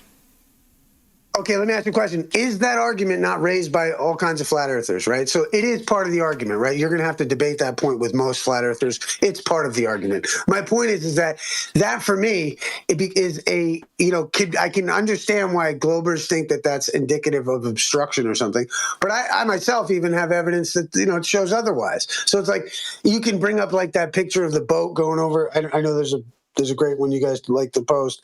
And I just think, like, there's examples of that, with buoys being hidden behind water. I posted. I just think those arguments aren't enough to sway. Of course not. Of course not, because you don't accept evidence that contradicts your pre-selected conclusions. But here I'll show. Just a second. Just a second. The atmospheric refraction isn't making them appear as if behind some kind of mythical horizon. Because we know Snell's law and how it applies. Anyway, here's a photo I took. If you scroll up to, I posted 4. So if you look at the first of 4 that I posted, you can see this is at a beach. This is at Cocoa Beach in Florida, just south of Cape Canaveral. You can see on the left side, you can see some towers, and a little bit to the right of the center, you can see some small towers there. I haven't enhanced this photo or anything, but if you turn up the contrast, you can see them better. Then you move down one photo, you can see much more clearly. These towers here are visible. You move to the third one down, you can see I zoomed in even more. You can see more of the towers. And then in the bottom one here, I zoomed in all the way. This is with the P1000 Flat Earthers camera of choice. These towers here are have something blocking the bottom of them. You don't see the buildings near them. You don't see the ground near them. They're all everything is completely obstructed there. So this is slam dunk. Earth is a globe. This is curve confirmed. That's well and good. I do have a counter argument. Now, when we were talking about that mountain earlier, you were actually adamantly referring to the refraction. So if that's far away, why do you always assume that refraction makes things visible farther away? Why don't you admit that can just be flipped on its head, and these objects that are far away, their light could be refracting, such that they look like they are behind some kind of fictional horizon? Yep, that's well understood. Yeah, Snell's law is well understood, and the effects of Snell's law are well understood. When light passes through a mediums of different index of refraction, it angles toward the normal. That is, it angles toward the higher index of refraction. Over the surface of water, the water is cooler than the air. And so the water immediately above the air immediately above the water is cooler, thus more dense. And as it goes up in elevation, it becomes less and less dense. So the light will bend downward as it travels over the water. Downward bending light causes distant objects to appear slightly higher, not lower. We know the effects that are necessary to cause something to appear lower instead of higher, and that would require cold air up high, like 10, 20, 30 meters above the water, and warm air down low right next to the water. Well, the water's colder than the air, so that doesn't make sense to have the warm air near the water and cold air up 30 meters up. And that dense air will want to go down, so it makes it very unstable conditions. And when that, if anything like that would happen, you get an absolute chaos in refraction in the air, and you can see the effects of that happening, which we did not see in this example. Okay, so if it's causing the light to, so to speak, bend upwards, so as to bend down, the horizon. Bend down, light bends down. Okay, so if, regardless of the direction, if it's bending up or down, why isn't it missing our eyes entirely? It's because light splays out as it goes. It spreads out. Yeah, it's Huygens principle. Sorry, Huygens principle is what you want. Say I'm a sniper and I shoot a target a mile away, and if you assume that bullet is going to curve down, then that's never going to reach the target. So if this light is curving down, why can I see anything? Well, so like a sniper, a sniper only has one bullet. When photons bounce off of an object, they bounce off in multiple directions, not just one direction. So the photons that would have gotten to your eyes if there were no refraction will not get to your eyes. But other photons will, because there's many billions of photons traveling from the object toward your eyes. So if those billions of objects are scattered in all directions by the atmosphere, why don't I just see a big blur? Because they're not scattered. Well, I was taught in school that the atmosphere scatters light. Yeah, it scatters some, but it's not scattering all of it. Obviously, it's not scattering all of it, or you would only see a blur. But you don't only see a blur. You see details in the objects. And so in the bottom one, you can see the towers have poles on top of the towers. These are, I think, for lightning. And I think this is the Starship tower that's being built at Cape Canaveral there. So if the light isn't being scattered enough to be a blur, then it shouldn't scatter enough for me to be able to see anything. It should dip into the ocean or into the sky. Yeah, the photons that would have otherwise hit your eyeballs do interact with the ocean, but the photons that, lacking refraction, would have gone over your head are now bent downward and they get to your eyes.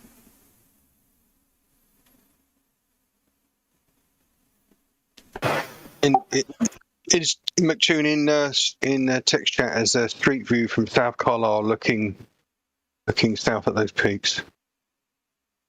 South of what peaks? That's a street view of South Carlisle, looking across the fields directly south at the peaks we were talking about earlier on. The one he was talking about. I've saved the expense of a transatlantic flight to Carlisle. Oh, very nice. Now I wanted to go there though. I might be in the UK in September. Outside chance.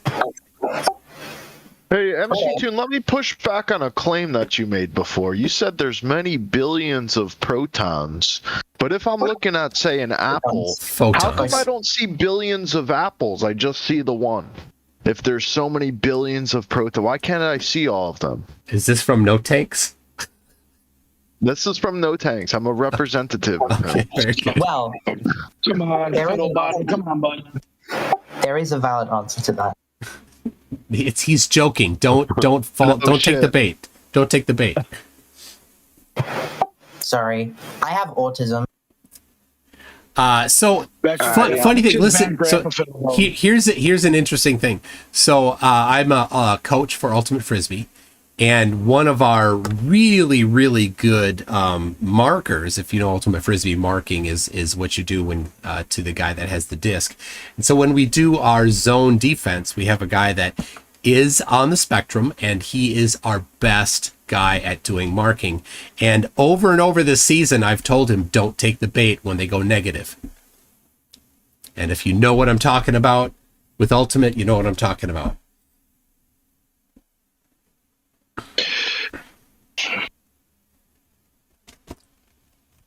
Anyway. Over my head. Yeah, back again to the idea of you departing from logic. Like, so you really think the idea that gas pressure being indicative is not indicative of containment? And like, oh no, I'm just gonna like thread that to the idea that, like, you know, because we have real world examples of things that are counterintuitive to what the globe offers, right? Like, can you not agree that there's a problem there? Or no, you just think it's like outright fucking the globe evidence? I'm not just blindly accepting your claim. Yeah, you're going to need to support your claim with evidence. Well, no, it's not like, this is my thing, is that if like we practically like everyday usage of gas pressure involves some form of containment. We have gas pressure on the atmosphere. Now, just like the idea that we have gas pressure could lead one to believe that there is containment, right? No, not physical containment, not a membrane of some sort. Nope. You guys are retarded. Bye. No. Bye, Isa. Glad to destroy you. Happy to demolish Flat Earth yet again. You're an intellectual fucking midget. Bye, idiot. You lose. It's like I don't lose because you already lost when you departed from logic. No. When you departed from logic, all of the fucking evidence. If we ignore, cry harder, you fucking dude. Go play some frisbee and get on the defense. You know? Just ref and you lost. Yeah, no, bro. Just because you guys, you remember this. Remember this. All you need to do is provide evidence for that. Just provide evidence for your claim. Where is this membrane at? How did you discover it? Who is the people that found it? What's it made of? Where is it? You're so retarded. No, it's because you have no evidence for it. I went to Antarctica. There's no dome. There's no dome. I went to Antarctica. That we have. No, bro. Let's just recognize what's happened. I've made a claim. I've brought you proof of it, and you didn't bring proof. Nuh-uh. You didn't bring proof, though. Nuh-uh, like a little bitch, bro. That's what you just did. Nuh-uh. Departed from logic. I gave you a fucking example. You have no evidence, though. Like you fucking retarded. There's no evidence from you, though. Say it again, bro. It doesn't make you right. Say it again, bro. Talk shit all you want. It doesn't make you right. And that's why. Yeah, there you go, dude. That's all you got. Yes, you said you brought evidence. But you didn't bring evidence. I brought evidence. I brought evidence. I said there's gas pressure in like gas tanks that we use, right? So like and there's a gradient within them. So gas pressure is indicative of containment. If you're not going to accept that and then move the conversation along, so you're saying fucking retarded. Yeah, you're saying the physical membrane is a necessity, but you don't have any evidence for it. I didn't get there yet. I didn't even get there yet, bro. Stop reading. Because you don't have any. Because you don't have any. It's a logical fucking statement, you moron. Isa, can you provide a logical explanation for a gas pressure gradient? Ooh, no, he's gonna run from that. Watch him run. You don't have remember, on your flat Earth, it's motionless. There's no motion. Let me hear your question. What's your question, dude? Give me a logical. You said earlier your strongest premise was that there's a logical explanation for your gas pressure, but you also said gradient. Now, on your flat Earth model, there's no motion. The Earth is stationary, and there's no gravity. There's no force acting on the gas. So logically speaking, how can you possibly have a gas pressure gradient? Well, we don't. First off, Watch him run. Yep, he's running. He knows he has no answer, so he has to make up excuses to run away from it. Listen, man, Because you don't have it. We know you don't have it. We're only asking. Look, we're only asking sarcastically. We know you don't have any evidence. You need your own room to go crying, dude. Yo, fucking. Yeah, I need to go cry. You just tried to the mod. If you're not gonna accept it, I can't even talk to you about anything else because you're too fucking dumb to comprehend. How are you not there yet when it's part of the first premise? Well, listen, I said indicative of containment. May I make a brief comment? May I make a brief comment? Issa, we asked you whether do you mean force when you say containment? And you said no. I mean a material container. And then people started bringing up plenty of examples we have where gases are constrained by other forces, non-material containment that is applied to them. We can use electrostatic forces. We can use electrodynamic forces. We can use mechanical forces like centrifuges, etc. So we have shown you plenty of ways in which fluids can be constrained by forces that are not material in nature. So no, if you're going to exclude the possibility that forces can constrain gases, then no, we do not agree that gas pressure indicates material containment. Your first axiom is falsified by observational evidence. As in electromagnetism, and nobody brought that to my attention. Nobody made that argument. I was saying that, and so then let's say I can assume that gas pressure assumes an electromagnetic environment. Is that right? No. He's saying that there are other forces that can act. Yeah, he's saying there are other forces. I'm answering the question. Shut your face hole. Shut your face hole. Shut your face hole. Shut up. Shut up. Shut up. Go see your therapist. Shut up. Shut up. Shut up, little boy. All right. You wanted examples. I started giving examples, and Dickhole couldn't shut his dick face long enough to listen. Examples. Centrifugal force. He said it. PhD Tony said centrifuges. You weren't listening because your face hole kept flapping away and your ear holes couldn't hear anything. If the rotational centrifuge of the Earth was real, then we would lose the atmosphere to space. No, we would not. 0.03 meters per second squared at the equator. The downward acceleration is 9.8 meters per second squared.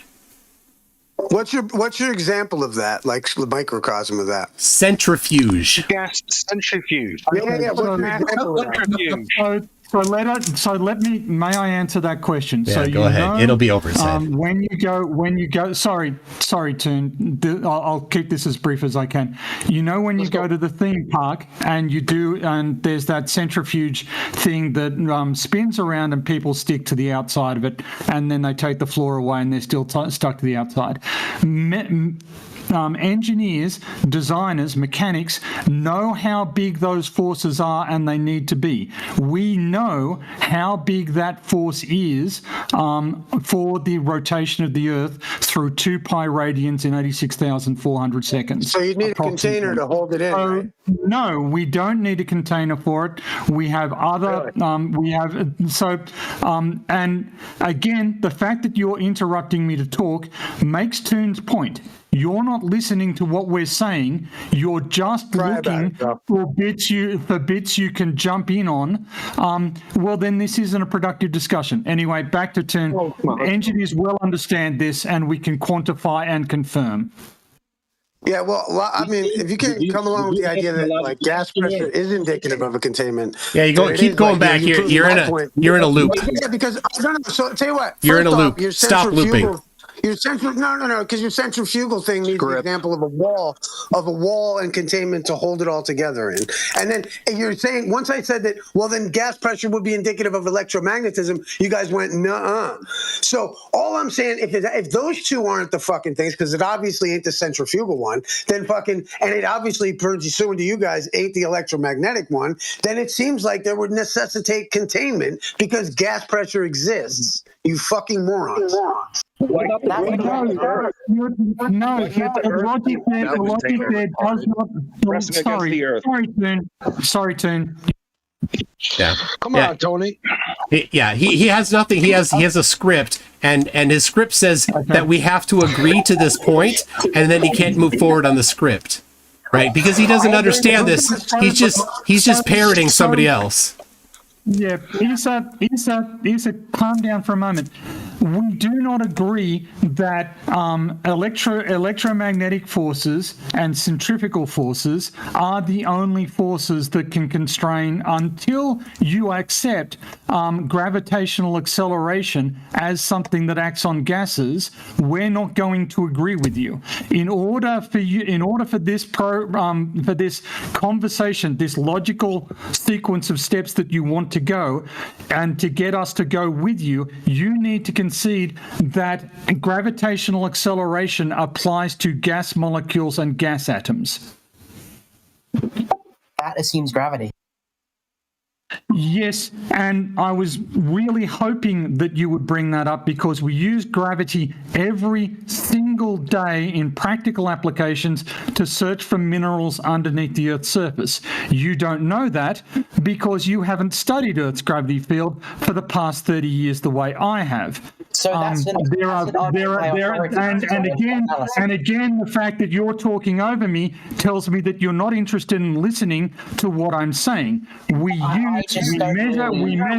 I'm still talking. I can tell I'm still talking. So I'm wondering why you're in such a panic to overtalk me. Okay. What do you get, Asperger's?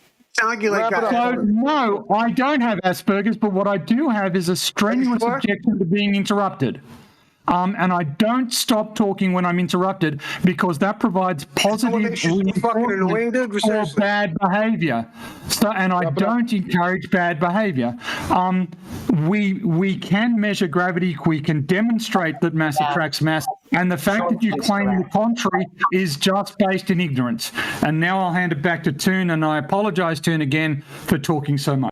All right. Centrifugal force combined with the innate inertia in air molecules, which is about the speed of a shotgun, would easily escape the Earth's gravity.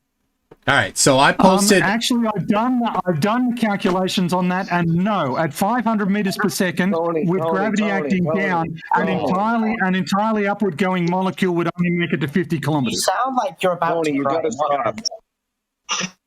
And there's another reason why that doesn't make sense is because there are other molecules in the way, even if that molecule were to go straight up. So the chances are it's going to just hit another molecule. So come on, guys. All right, so I posted here mctoon.net/G, the empirical confirmation that mass attracts mass. Flat earthers never, ever look at that and directly address the evidence there. Multiple ones there use a torsion bar where on that bar is placed a mass on either end of the bar, and then they let that bar come to rest with the torsion wire holding it up. Then they introduce masses near the masses on either end of the bars, and that causes a twist in the bar, and when it comes to rest, it's closer to the introduced masses than it was before. You remove them, then they go back to where they were previously. This confirms mass attracts mass. Well, isn't that like really easily explainable by just standard electromagnetic attraction? Not even slightly. Why not? It's on such a small scale. That's a valid factor. Not at all. Not even slightly, because these they have them attached to a common ground so that they're at the same electrical potential. Can you prove that? We're also quite skilled at measuring magnetism. Yeah. So yeah. Can you prove that? I posted the documents that you won't look at. where they discuss that they connect everything to a common ground. It's not challenging to connect things to a common ground when they're all made of metal. It's almost impossible to not have them connected to a common ground when everything's made of metal. Right? You have to actually work if you want them to be isolated from each other electrically. They're not floating magically in a vacuum, right? Exactly. So they're connected to a common ground. Exactly, which has an electrical potential. And what is that electrical potential? They're the same. So what in electrostatics, when things have the same electrical charge, what happens? They are repelled. When they have the same charge, they're attracted. So if you connect everything to the same electrical potential, the same electrical ground, they are at basically zero. But if you're going to say there is some nascent charge there that's still kicking around, then that charge is the same on both masses. The masses on the torsion bar and the masses that you've introduced. Therefore, they will repel each other, yet they attract each other, completely refuting your wish, your deep wish that electrical charges could be your get out of jail card. Okay, I disagree, but even so, you're not taking into account the strong and weak nuclear forces, which still excellent. How can we take it? How should we take into account the strong and weak nuclear forces? I'm anxious to hear how this happens. Well, for example, the strong nuclear force is hold on. Other people, mute yourself because there's somebody echoing. So yeah, I think we're getting quite a lot of sound off Farron's speakers actually. Maybe you could turn it down a little, Farron. I do have noise suppression on. I'm not, and I am alone. I'm not sure what else I can. Have you got a headset on? No, I don't own a headset. My meeting got done pretty quick. Well, we can hear your speakers definitely. And then, all right, so all right, MC Moyak. Okay, thank you. What is the range of the strong nuclear force? The physical distance range. It would be on a subatomic scale. Okay, so how is that affecting these non-subatomic scale distance things away? Well, gravity works on a subatomic scale. It just adds up over distance. You didn't answer the question. You deflected instantly. I will answer it now. I was just making a point that I'll answer it now. The strong nuclear force acts over a subatomic distance. However, there are uncounted atoms in this experiment, so it adds up, and they're all connected. It's not to be discounted. That's it? That's all you got? That's not how anything works. Wow. If that's not accounted for in the experiment, then I'm letting you believe that that's not it. That's you're adding them up as like summation of values, which that's not how you do it. So maybe one. Seriously. So MCToon, we got a person who's been waiting a while. I'm sorry, who is this a Flatty? Yeah, it's a Flatty. Brenda wants to get him. She's been waiting a while. Brenda's not a Flatty. Brenda's not a Flatty. It's fine. Go ahead. Just go ahead, Toon. Yeah. All right. So the strong nuclear force doesn't apply at all. How does the weak nuclear force apply? That's something I can't answer. Then why would you bring it up? That's ridiculous. I was mainly emphasizing the strong nuclear force. All right, the strong nuclear force doesn't work at that scale. Well, it works at every scale. It works wherever there's mass. There's a chance. That's not how the strong nuclear force works. Okay, so here's something else to consider. How would you distinguish the strong nuclear force from gravity in the first place? You're simply swapping the names at this point. Well, the strong nuclear force, like by its name, is incredibly strong over a short range compared to gravity. Yes. I mean, it holds protons together in nuclei. But we're not talking about that range. We're talking about many orders of magnitude larger range. So it's not applicable. Well, it is, because it applies. It's not just one instance of the strong nuclear force applying between two particles. It's trillions and trillions of instances of that. So do you think that's going to work? Do you think that the strong nuclear force attracts all other objects, all other particles in the universe at a distance? No, they don't. It falls off an incredibly steep grade. Okay.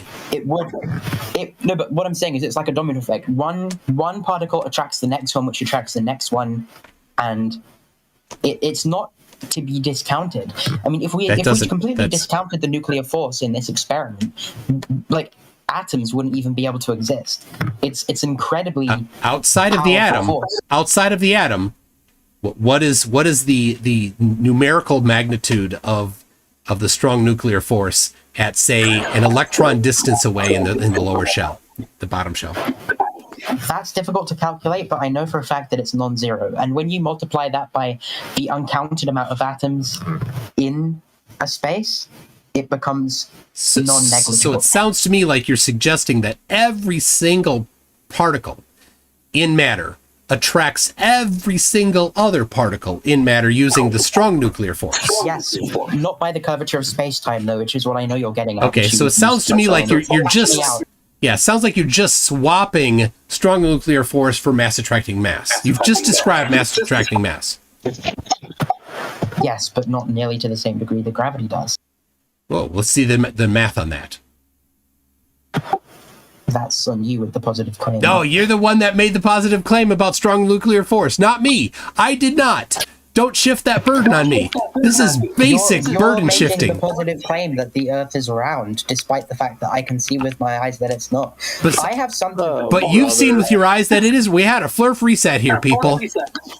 I have something for you, okay? Oh my gosh. Something that is like blindingly obvious to me about the shape of the Earth. Okay. Oh, okay. I look in the sky. Every now and then you get a day where the moon and the sun are visible in the sky at the same time, right? Oh my gosh, I know where this is going. Hold on, let me get my... I gotta get ready. Nothing wrong with that in itself, right? Okay. That works on a geocentric model. Ready. However, when I look at the side of the moon that's lit up and then I look at the sun, it doesn't match up. It makes no sense. Oh. Why not? That's something that anyone can look at. I mean, my career is in 3D rendering, right? And when I have a sphere next to a light source, the terminator line on that sphere will always be perpendicular to the direction to the light source. And with the moon, that's not the case. Oh my god. Oh my gosh. Oh, it is. That's not the case in the moon and the sky. I mean, it is 100% the case. Go out and look at it. Wait till the moon and the sun are visible in the day. Like, the terminator line on the moon will not be perfect. Seldom. It will seldom be perpendicular to the direction. It always is 100% of the time.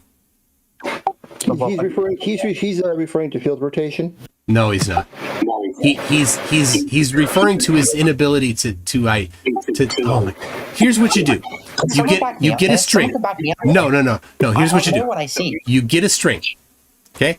You put that string on two posts or something, right? And you have it so that you get under the string, and you have the string go under the sun, and have the string go under the moon simultaneously from one point, and then you pivot your camera back and forth.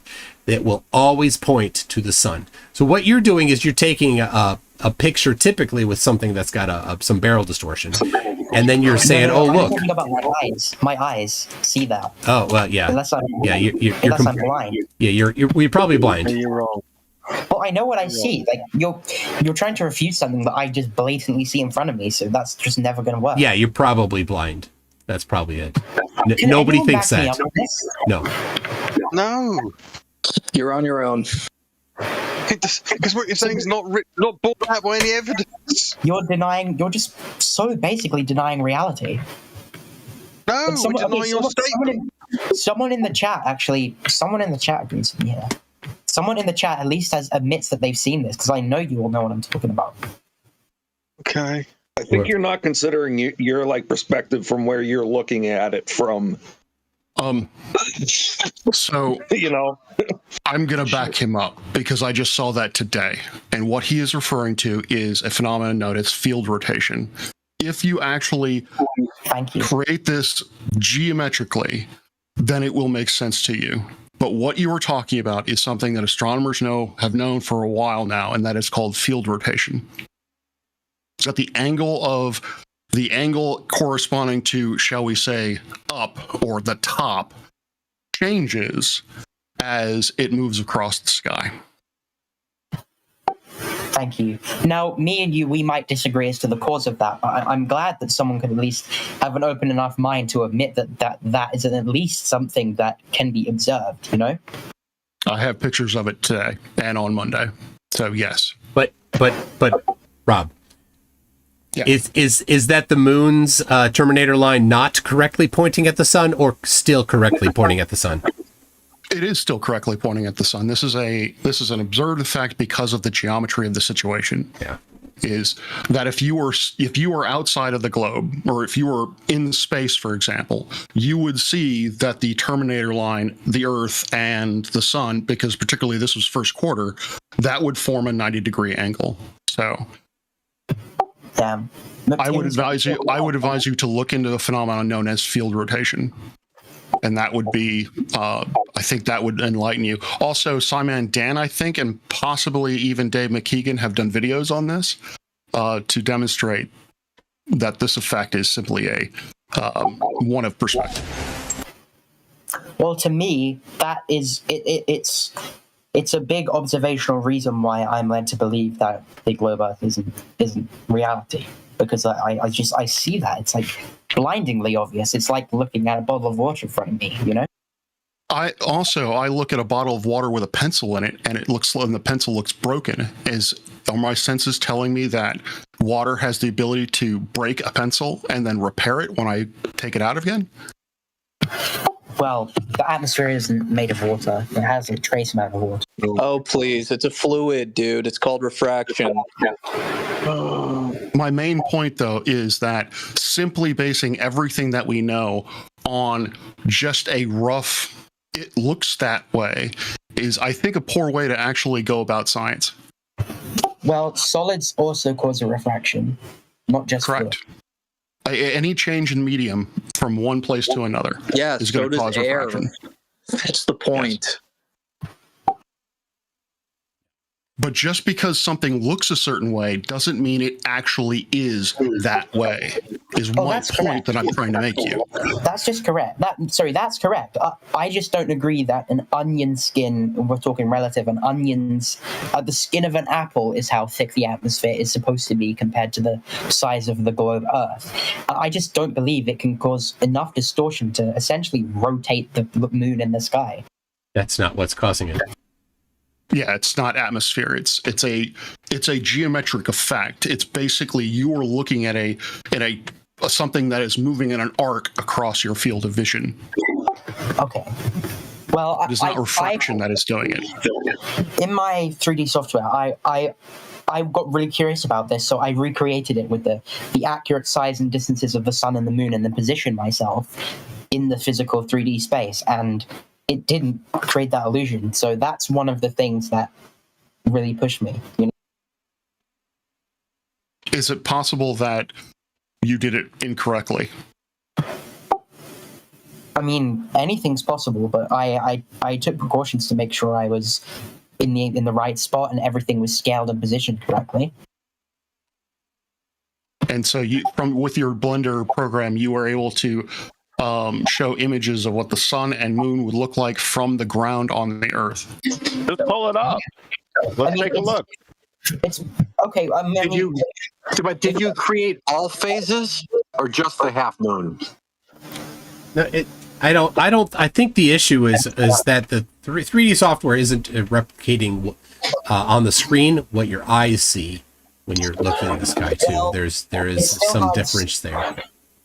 It still demonstrates depth and perspective. That's what it's built for. All right. Well, just to review. Yeah, I just posted a picture of. I don't know why it's not highlighted right, but anyway, picture of myself in Antarctica at local solar midnight. Flat Earth debunked. Yeah. Not flat Earth. Not possible. That's not what we were talking about whatsoever. No, it's not at all. You're right. I'm not addressing this topic. I'm completely going to a different topic. Flat Earth is 100% impossible because I saw the 24-hour circling sun in Antarctica. Done. See if if I may, just real quick, to your argument about the strong nuclear force, outside of an atom, the strong nuclear force is effectively zero. So the summation of 0 with 0 is 0. So the strong nuclear force can in no way be the explanation for mass attracts mass. No matter how many atoms you have, outside of the atom, that force is 0. So if you were to add up the contribution of the strong nuclear force from all of those atoms, it's still 0. A billion zeros is still 0. Well, it's not exactly 0. It's non-zero. By how much? Well, an infinitesimally small amount. So what things does the strong nuclear force attract? Everything. Everything? Does it attract photons? No. So not everything. What about everything that doesn't travel at the speed of light? Okay, so particles with mass. Yes. Okay. It attracts it. Well, mass can almost be described as the ability to resist traveling at the speed of light. Always, right? You don't quite see where you're going with this. But what you're asserting with this is that every particle attracts every single other particle in the universe. Well, actually, no. That's fundamentally distinguished from gravity, because if you're using that to say that everything with mass attracts everything else with mass, well, gravity in the geocentric / globe Earth model also affects light. So no, it's not the same. The strong nuclear force doesn't affect light. So yes, it's actually entirely different. It's also protons and neutrons. Electrons are kind of left out of that. Yeah, the geocentric model is supposed to affect light. But the strong nuclear force does not affect electrons. And I would say it probably doesn't affect neutrinos either. It does. Neutrinos are tricky. It's just by a much smaller margin. But so what you're just doing is you're just renaming gravity is what you're doing. Right. No, what you have asserted here is that all mass attracts all other mass, as long as it's not electrons. Yes, but that's an incredibly basic description of gravity. So simplistic as to be false. Yeah, so mass still attracts mass, therefore Earth would collapse into a globe. It doesn't help you. It still can't be flat. To be fair, you haven't got an education in any of this because you can't afford it. Yeah, just to clarify what you said earlier on. Yeah. Yeah. Well, that's kind of classist. That's kind of also an argument by authority. So. Well, it's not classist. It's ignoramusist, if you want to put that. All right, let a real flat earther jump in. It's an argument by authority. It's a logical fallacy. Wait, there's a real flat earther here? To say that I am led. Yeah, we've got a couple that would like to get in. Chris Bryce Barrow-Wood, I know. All right. Go ahead, Bryce Barrow. What's up? Can you hear him okay? You're a bit quiet, Chris. Is his name Chris? His name is Chris Berry. Oh, Chris Berry. Okay. Yep, I know Chris. Yeah. All right. What's up, Toon? All right. Can you hear me? Yeah. Right. Yeah. Well, I'm in the car, so if I cut out, apologies, but I got about 10 or 15 minutes. Yeah, I think what Issa, something like all known examples of gas pressure are with the container. Now, can you show me an example of gas pressure without a container? Not my burden to bear here. So just because you've identified a multiplicity of examples doesn't mean every single example must then follow. That is the black swan to its core. Right? That would be true, except it's a gas law. You didn't prove that all swans are white just because you found many examples of white swans.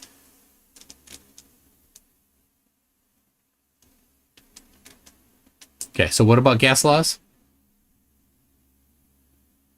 Well, I said that would be true if it weren't a law. But you know that scientific laws are all black swans, correct? I don't know what law you're referring to. Any scientific law.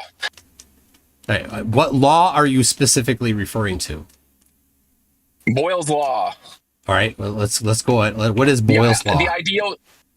What is Boyle's law? Boyle's law. Ideal gas law. PV equals nRT, where P is pressure, V is volume, N is the number of moles, R is the ideal gas constant, and T is temperature. What's the volume of the Earth in order to keep the gas pressure on the Earth? It's an idealized gas law. You understand that? It's not applicable in the general sense. It's applicable in ideal senses and in certain narrow circumstances. So PV equals nRT is not correct for gases then? It's not. It doesn't apply to the entire Earth as a whole. No, it does not. Why not? Where does PV equals nRT not apply? Well, because what is you can see how it doesn't apply very easily, because if you have PV equals nRT, right? Pressure times volume equals N, right? Constant, R constant, and then T temperature. So we have a varying temperature and a varying pressure in the atmosphere. We don't. They're not constant. So we can't solve for that because we don't have a non-varying pressure and volume. Well, the pressure at sea level is considered more or less constant.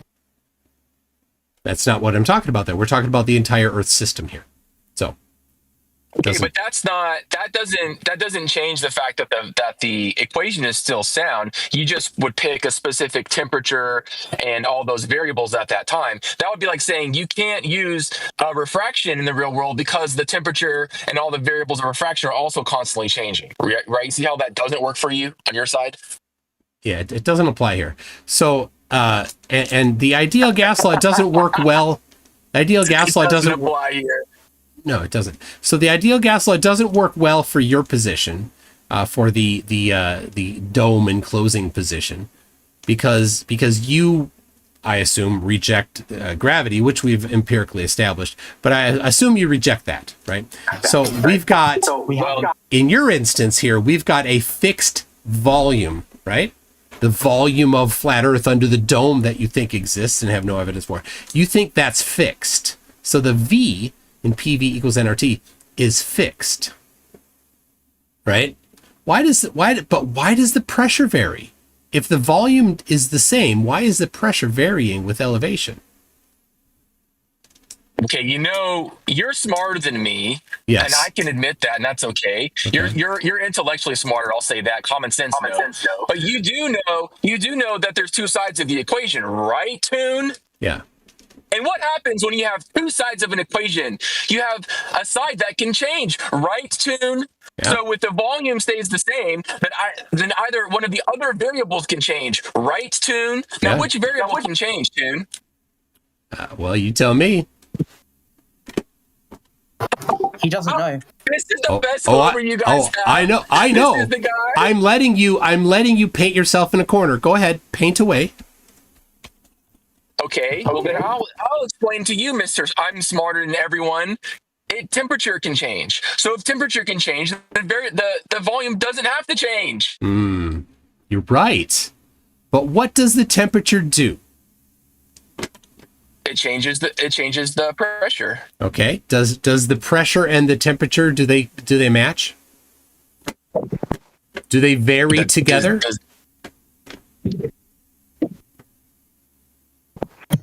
Do they match? Temperature is one of the most variable surface conditions on Earth. Oops. Hey, I don't know what you're getting at. Wow, he put his foot. Is it colder on Everest than it is at the surface of the Earth? That's what he's asking. There you go. I just posted it right there. Average. No, it's colder. It's colder at the surface in Antarctica. Isn't it colder in Antarctica at the surface than in Everest? What are you talking about? What does that have to do with anything? So I just posted the average. All right, I just posted the average atmospheric. Guys, it's 1v1. All right, listen up.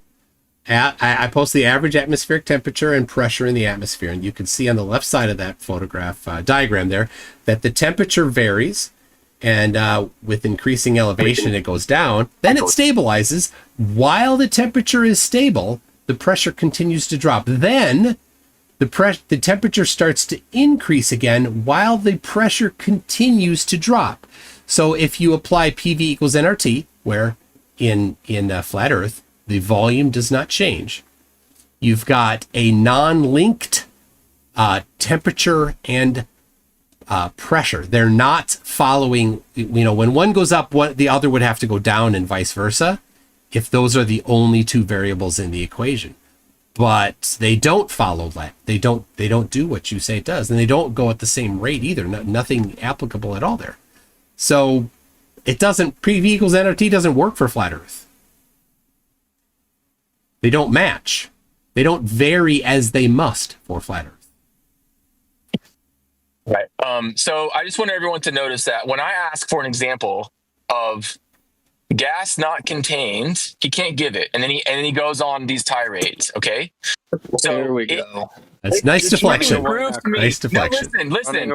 You're the one that deflected because you can't show it, and then you'll say, "Oh, all swans aren't black," and then I say, "Well, there's multiple gas laws: Boyle's gas law, ideal gas law, etc., and they all apply in these scenarios." Now, if you want to say they don't, that's up to you. That's fine.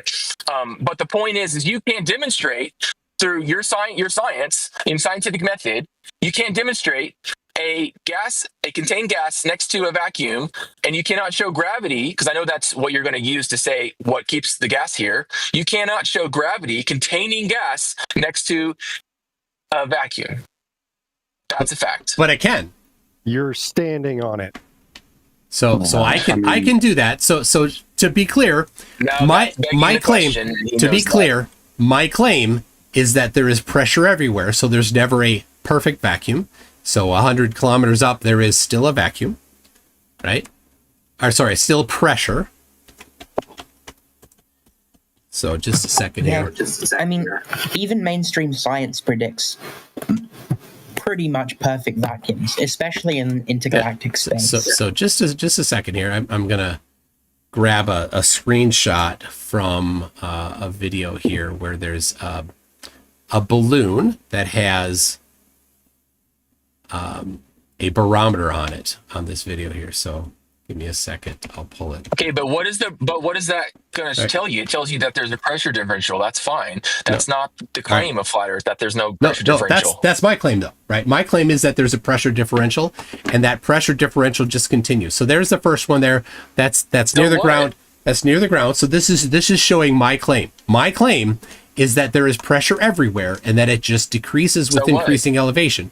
So because you're trying to pressure without a container. Because you're trying to put a straw man on me. You're like, can you demonstrate blah blah blah? Then the blah blah blah is something I don't claim. So my claim is, once again, that there is positive pressure everywhere, and that it simply decreases with increasing elevation. So there is that low elevation. You look at the why would it stop interrupting me. Elevation? Stop interrupting. The barometric pressure, 29.88 inches of mercury. All right. And I'll get another one here. None of this proves you can have gas pressure without a container, though. You understand that, right? That's not my claim. That's not my claim. So I don't need to support my non-claim. My claim is that there is positive pressure everywhere.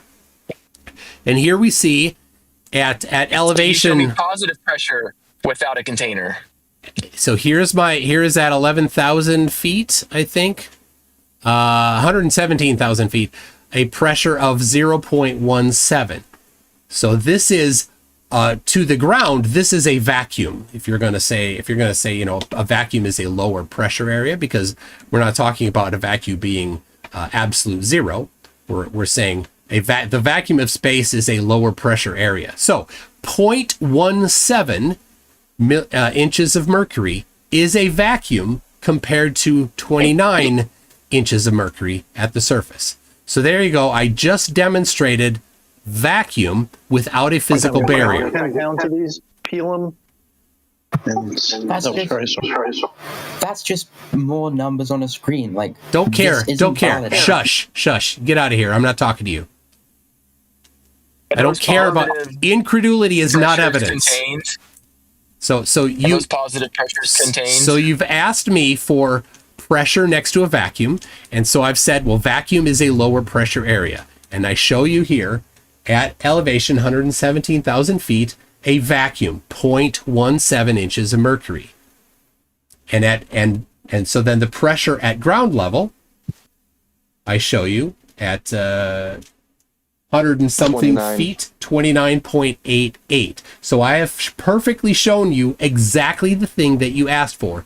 Pressure next to a vacuum being 0.17, without a physical barrier. I just did it. There you go. Well, the problem is you're now strawmanning the flat Earth. The flat Earth doesn't claim there's a vacuum I didn't of space. say That's the globe I claim. didn't say anything about flat Earth. I'm only talking about globe. So I can't strawman flat Earth when I'm only talking about the globe. Well, you said you're really just confusing things. It's really simple. I You know can it's either show confusing gas for you. pressure I get it. I just showed you gas pressure without a You can either container. Show gas pressure without a container, or you can't. I And if just you showed can't, it to you. Just say you can't do it. I just Tim. showed it to you. I If can you can't say do it, just say you can't do it. I can say that I just showed it to you. I perfectly showed you pressure next to a vacuum without a physical barrier. Where's the vacuum? The vacuum is at 117,000. So your vacuum. I'm answering your question and you're jumping in. You said there's no such thing as a vacuum. I said there's no such thing as a that's- perfect vacuum. Okay? You have to let Tune talk to the other guy. Yeah, you've had your stint. Yeah. Please, server mute him because he's done for now. If you want to talk to me again later, you can talk to me again later. But I'm done talking to you for today. You can stop interjecting. We do it to the Globers too. You don't need to mute me, but I'll still. Mute yourself then. All right. So, Chris, you said show me vacuum pressure next to a vacuum. So low pressure, 0.17. That's a vacuum. There you go. I showed exactly 100% what you asked for.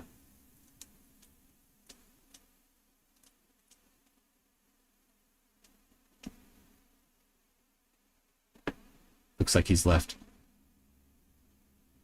Oh no, I'm here. I'm just. Oh, all right. How far up is that picture? How many miles up is that? I'll give you the link to the video. How can there be gas pressure next to the vacuum though? I don't get that. Well, obviously it happened. Or are you This is something that happened in reality. Obviously it happened, right? No scientific data, no evidence. It just happened. No, we have evidence. It's literally in the video. There's a barometer on that balloon that went up. This balloon was launched by Dwayne Cullum, a flat earther. Can I ask? And there's still pressure at that level, right? All right. No. It's, no. Are you saying? No. Are you saying? Stop. Chris, are you done? That wasn't me, but go ahead. I'm talking to Chris. Chris, are you done? You asked for gas pressure next to a vacuum. I gave it to you. Well, you can't have gas pressure next to a vacuum. Obviously, So you how- can. How are you done? I just showed it to you. Obviously, it's possible. No, you didn't. Show me the vacuum. He did. I did. You did. Right there. Here, it's on my screen on YouTube right now.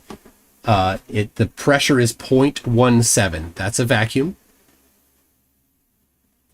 Looking for a Dyson logo. 0.17 is a vacuum? 0.17 inches of mercury is a vacuum. Yes.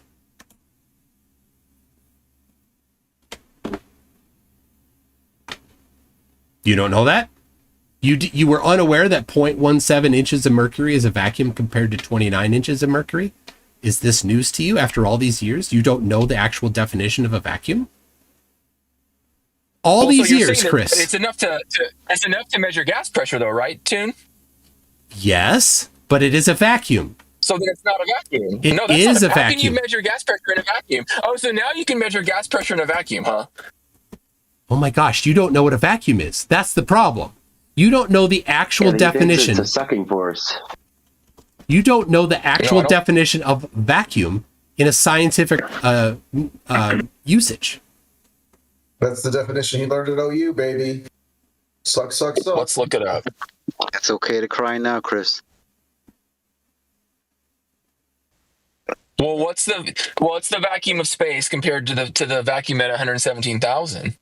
And then my question would be, why isn't the pressure that you measured with your barometer at 117,000 filling the vacuum? That's less pressure. Obviously, something is causing that to happen. I wonder what it is. Chris, you could have the same question about why isn't the gas at sea level? Sorry. All right, go ahead, man. But to be fair, you're not really answering this question. It's 1v1, Rob.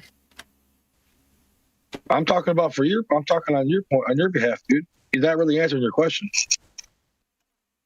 No, here's the problem. Here's the problem with his answer. He wants to say at the very tippy top, there's a vacuum next to gas pressure, even if it's a small amount of gas pressure. We'll go down another 100 feet or 500 feet. Well, eventually you're going to have more gas pressure, and that's going to want to expand into its supposed vacuum, right? If you keep doing that over and over again, then all the gas would be ripped off into the vacuum of space. And obviously it's not, so something is causing it to not get ripped off into space. Containment. Somehow something is causing that vacuum or that the mass of that air to get accelerated downward. I wonder what that is. Well, yeah, there's all sorts of factors involved in that. Oh, like temperature, temperature, the energy, the elastic and inelastic energy of the gas particles, all sorts of things. Come on. But what is causing the particles to be accelerated downward?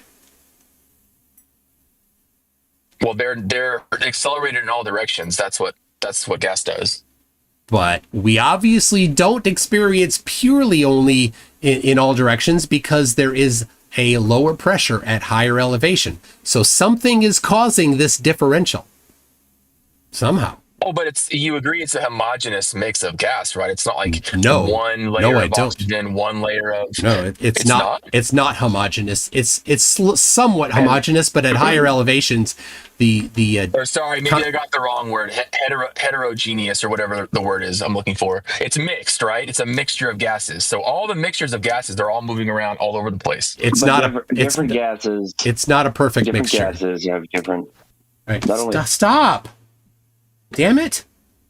I don't get this. Some impulse control people. I know, guys, please just let Toon do it. I only have another couple minutes anyway. So let's recap. You cannot show gas pressure next to a vacuum. I literally showed it. You can't show gas not contained. I literally showed it that something is containing it. Wonder what it is. What's containing it? Yeah, I could say the same thing. Wonder what it is. I know what it is. And I've shown empirical evidence that mass attracts mass. No, you have not shown empirical evidence. Oh, I'll post it again. No, I know about that. There you go. MCToon.net/G shows empirical evidence of mass attracting mass. No, you've shown two objects moving. You've not shown the cause. Yeah, how did you show the actual cause? That the cause was the introduction of the mass. When we introduce the mass in the vicinity of the torsion bar, then a change happens. The torsion bar twists. So, okay, here we go. Here is a definition for vacuum. So here we have let's see, inches of mercury. These aren't in inches of mercury, unfortunately. Does he have on the barometer? He only has, all right, I'm going to have to convert from inches of mercury to others. Oh, I'll put it in my live chat on YouTube as well. So he did? Oh, all right. Well, high vacuum. I have to go. High vacuum is 10 to the negative 3 hectopascals. Right. So this will be it for me, guy. I need to get going too. So let's go through this here quickly so we can 10 to the -3 hectopascals. Can I come back now? No. I'm wrapping up. All right. 10 to the -3 hectopascals is... It's been fun discussing it with you guys. All right. So here you go. So high vacuum is 0.029 inches of mercury. And that page there that I gave shows medium vacuum. So at that elevation there that we showed, we're at a medium vacuum according to the pfeffervacuum.com or pfeiffervacuum.com. There you go. Is my screen? Oh, okay. Sorry, my screen is... Oh, it froze. Sorry. Let me unfreeze it here. That's been happening lately. All right, Jem. So Fayron, whatever.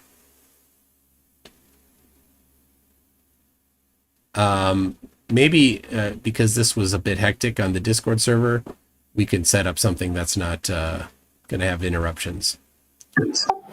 Yes, definitely. I mean, I did ask people, but they just, they just can't resist. Yeah, and that's where, like Omni and the other servers, sometimes they have a stage, and then like people can talk, but then, they gotta like, it's more organized. Yeah, we'll do it as a stage next time, no problem. Yeah. I just did come in. Sorry, I didn't realize you were doing a one-on-one. All right. Anyway, so there it is. So according to that pfeiffervacuum.com, a medium vacuum is what is shown on screen in the high elevation balloon there. So that qualifies as a vacuum next to pressure. Of course, the pressure being the pressure at the ground level is what they're talking about. So exactly nailed it. 100% gave what he asked for. So Gem Panda, thank you very much for hosting. Thank you for being here, mate. Yeah. Like I say, we'll make it less chaotic next time. Yeah. Although it wasn't too bad. Not too bad. No, not too much. No. Well, it was intellectually stimulating at the least. Yeah. So Fayron, here's what I'm going to ask you to do. Next time, bring your standard of evidence and bring evidence that matches your standard of evidence. Okay. So you have a consistent standard. Last minute. Yeah. I'll be prepared next time. It was a bit last minute. Yeah. All right. Well, anyway, thanks for being here, Toon. It's been a great show. All right. Thanks a lot, and I'll pop out. And everybody else, now you can jump in and go crazy. We'll see. Yeah, they're gonna do. Yeah. All right. Well, love the shirt. Yes, this is Witsit the Penguin. Wait. Witsit the Penguin. Witsit the Platypus. Thank you to DP Debunks for this particular version of the shirt. I kind of special requested it from him. So, Lord of Lunar Spoo says, my therapist says I have a preoccupation for vengeance. We'll see about that. Lord of Lunar Spoo says also, I got kicked out of Weight Watchers Anonymous for giving everyone mean nicknames. I left with huge grace because they kicked her out too. Oh my gosh. Penguin J says Earth is flat. Reasons. Seems legit. Yeah, what a crazy standard of evidence. He's like, oh, I can see it from here. And it shouldn't be seen on the globe, except it should. You got any photos of it? No. I bring a photo. No, that's nothing. I have a higher standard of evidence. You're literally the opposite. PhD Tony, yeah, I get it. I mean, Issa is a one-dimensional moron clown. It's when here. This is the best thing. When a flat earther comes in saying you've only talked to the dumb flat earthers or the fake flat earthers, those ones tend to be the dumbest flat earthers of them all.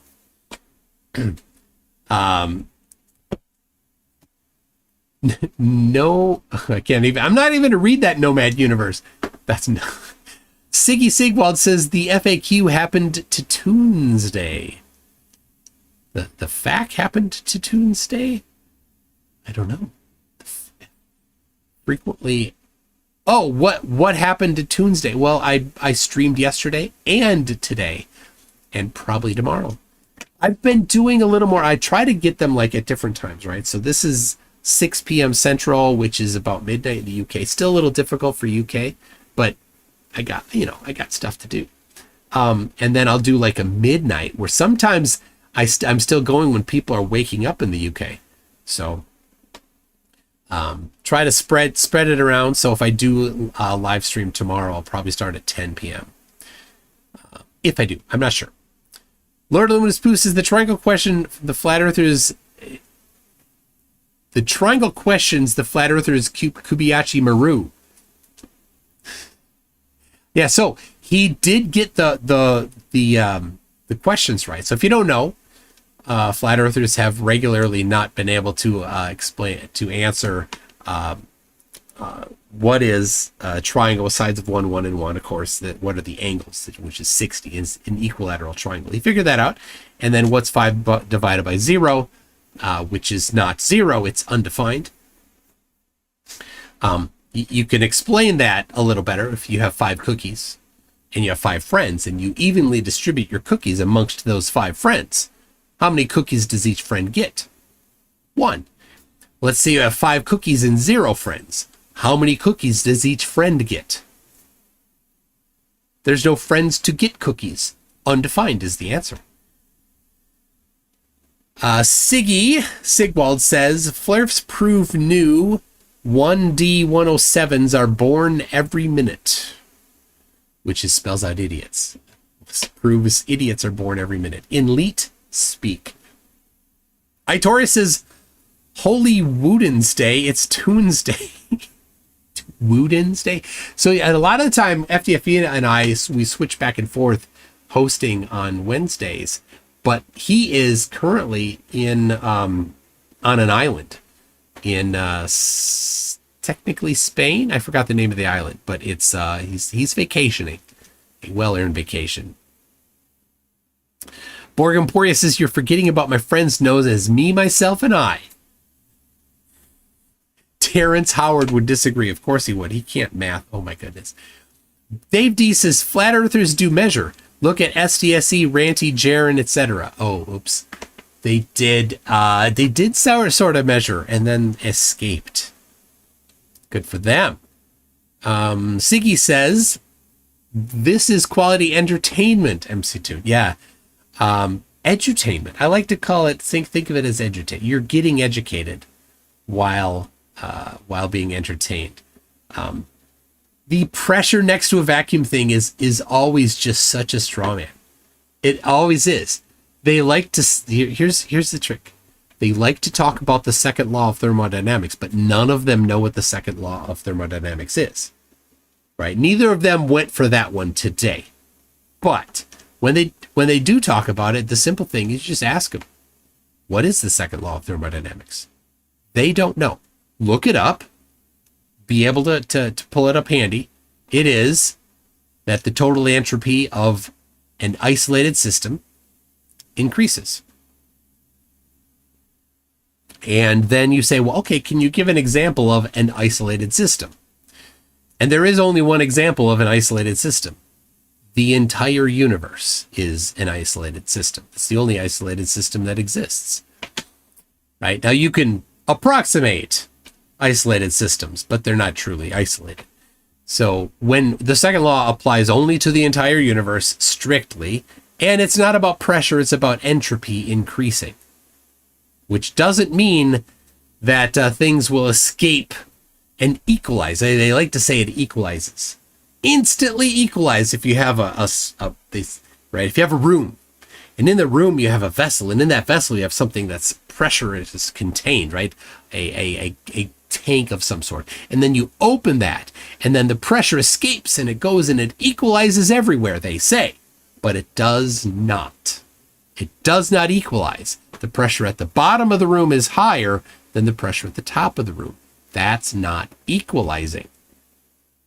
Why is it not equal? All right, so now you've got this conundrum. They've said it equalizes, but it doesn't. And you can show that by just pulling out the barometer app on your phone, install that. Physics Toolbox has that, or there's on the phone, it's just barometer app. So now you can show, you can just hold it right here, and let's move it up here, and you can see that the pressure changes. It's not equal. Why is it not equal? What's causing that? They don't know. They don't have an answer, right? Their answers are, this is funny, outgassing. That they'll say the ground outgasses. Gases are manufactured on the ground through plants and in the ocean. Well, they're not manufactured, they're converted, but okay, fine. In this room I'm in right now, there's no plants on the ground. There's still a pressure differential. Why is that? It's not plants. And then they're painted in a corner now, right? They'll squirm. Now is when they squirm. You can hold their feet to the fire all you want. They're going to try as hard as they can to escape, change a topic, run away, do whatever they can, because they don't have an answer to what causes this pressure differential, right? We know why. Mass attracts mass, empirically confirmed. Gas has mass. Mass gets pulled down. And so the gas near the ground has the weight of the gases above it pushing on it down. So that's why there's more pressure near the ground than up high, because there isn't as much pressure pushing on that gas up high. So there you go. Yeah, they'll get to the Flurf reset sometimes. We've got Siggy Sigwald says Oprah is back, bitches.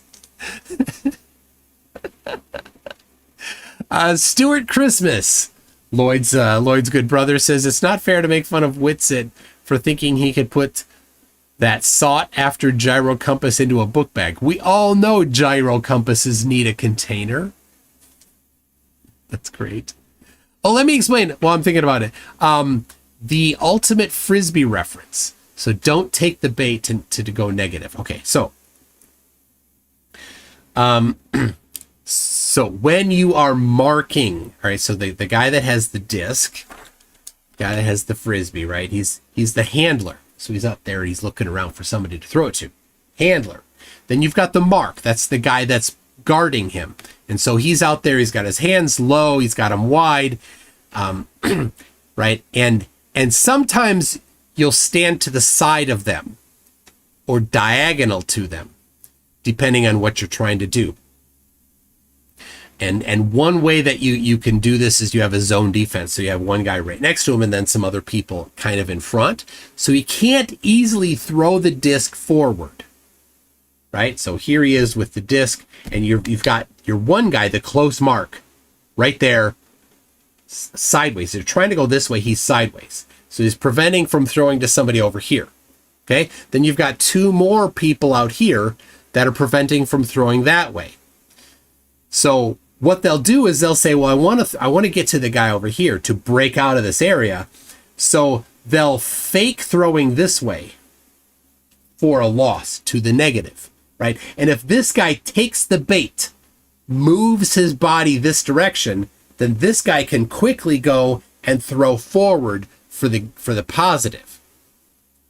You don't want to do that. Always, not always, often let them throw negative. So they fake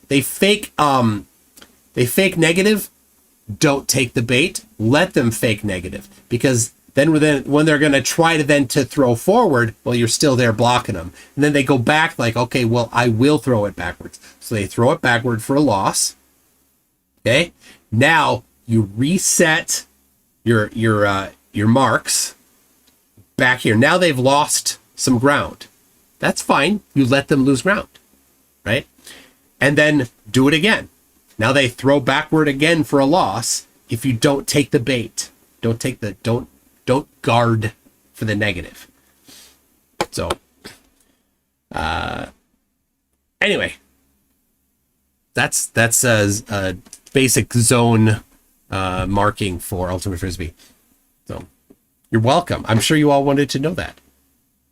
Mikey Riot says, we've all been to the lakes, bro. You can't see the bottom that far away. And of course, that's the thing. He's like, I could see the whole bottom of it. All 7% of the bottom that's missing. How do you know that? I just know. That's it. That's his standard. So, no thanks. Todd's Techtail says, don't need to go there to calculate the prediction. That's true. You don't need to go there. And then he can take a photo of it. And here's the difference. I will accept his photo.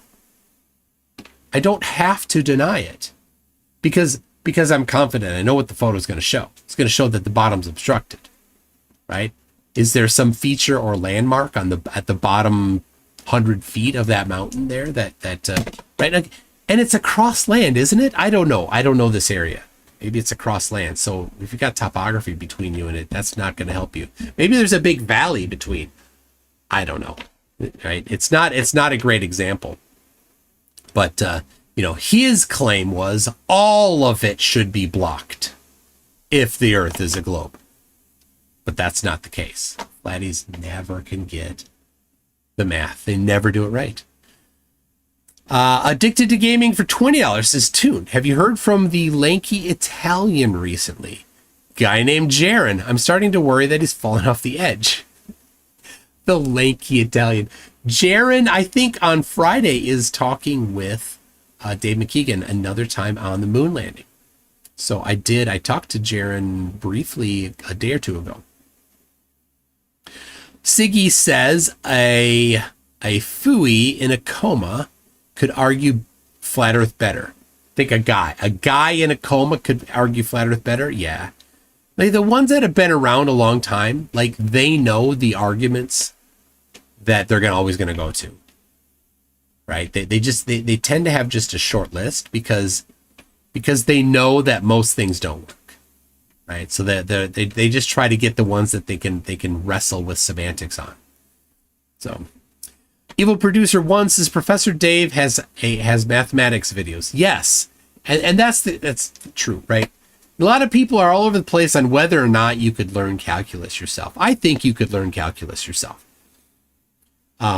Because what do you have in a class, right? You've got a book, you've got a lecture, you've got homework, you've got people that you can talk to that are going through it with you. And then you've got a test to test whether or not you know those things. You could do all of those things without registering for a class. There's no shortage now of lectures on almost every topic that's not very niche online. Especially things like calculus, Calc 100, Calc 101, Calc, all that. There's no shortage of those classes online, the lectures. You can get books for free. OpenStax, STAX, has calculus books for free. High quality, top-notch calc books. You can go through them, right? Then there's homework in those books. There's tests in those books. You can do all those things. And if you want to find somebody that's working through the same stuff, if you want a study buddy, you can find those too on the internet. Not hard to find. So I think that learning, you could learn calculus. You could learn things, like I said, things that aren't super niche. You could definitely learn yourself. You get pretty far. So what other math is necessary for Einstein field equations? Matrices. Spell a lot of matrices. There are some nuances that you get into with the different four-dimensional space things. But even then, there's no shortage of videos going over Einstein field equations. So you get your foundational work and you look at the different topics you need, and then yeah. There may be a couple gaps that might be a little harder to find.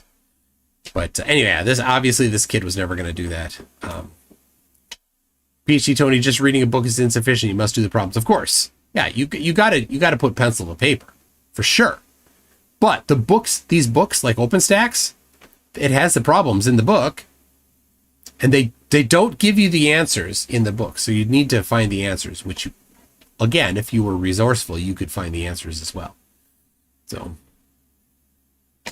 GCat the Catastronaut says, my textbook was from OpenStax, and Coursera is free for most courses. There you go. So, all right. Brian Peck says, sorry for jumping in so often. I'll hang out here instead. I know it gets tough. I know, and especially when you're on Discord, you're used to being able to jump in. So I'm not faulting anybody other than kind of near the end, like it had been gone over and over multiple times. People were still getting a little jumpy in there. So anyway, I think it'd be better if we can do it on the stage. So Stefan Venny says, if there is containment, how do they explain drop of pressure with altitude, especially when they also deny gravity? And of course, yeah. And Chris, at the end there, he kept going over the mantra. Did you hear that? He got religious. He's like, but you can't have it without containment. I'm like, I just showed it. There's no barrier between the ground and 117,000 feet. Yet there is a vacuum at 117,000 feet compared to the ground. So here's the semantics. Pure vacuum, where it's absolutely zero pressure, doesn't exist in reality. Okay, so when we say vacuum, we're only saying that, not that definition of vacuum. We're talking about a lower pressure than some other area. So it's purely relative. Okay, so at ground level, 30 inches of mercury we have as pressure. That's a vacuum compared to 100 inches of mercury. Right? Yes, it is. It is a vacuum compared to that. And 100 inches of mercury is a vacuum compared to 200 inches of mercury. So, from 30 inches to 0.17, that's a vacuum. Absolutely. When you go up higher, it just continues to drop. That's it. So at some point, it'll be 0.10. And at some point, it'll be 0.01. We've already shown it's possible. So at what point is it no longer possible to reduce in pressure? Nowhere. It just keeps reducing. Okay, Cody Payne says, Einstein field equation prerequisites are tensor calculus and differential geometry. There you go. I couldn't come up with the list of prerequisites myself. Thank you for that, Cody. And I'll tell you, I have listened to multiple derivations of Einstein's field equations, and nah, I'm not there. I'm not there. I did take. I took differential equations. I took matrices. I took I think linear algebra.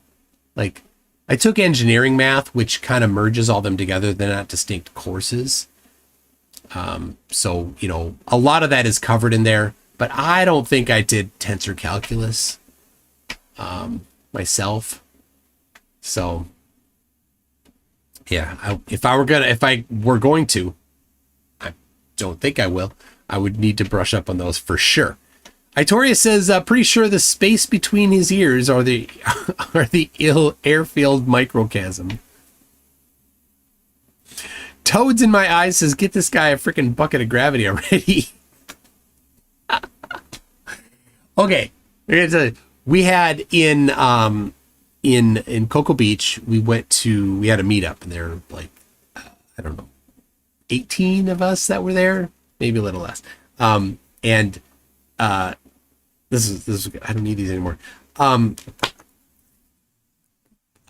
We had the server was a really nice guy. He was pretty cool. But as we were like packing up, I told him about flat Earth and stuff, and that's why we're there. And he's like, "Oh, well, I'm into this and Electric Universe." And Kate, Astro Kate was there, and she's like, What did she say? I don't think she's listening right now. But she said like, we can't even quantify how much a bucket of gravity would weigh. I think something like that.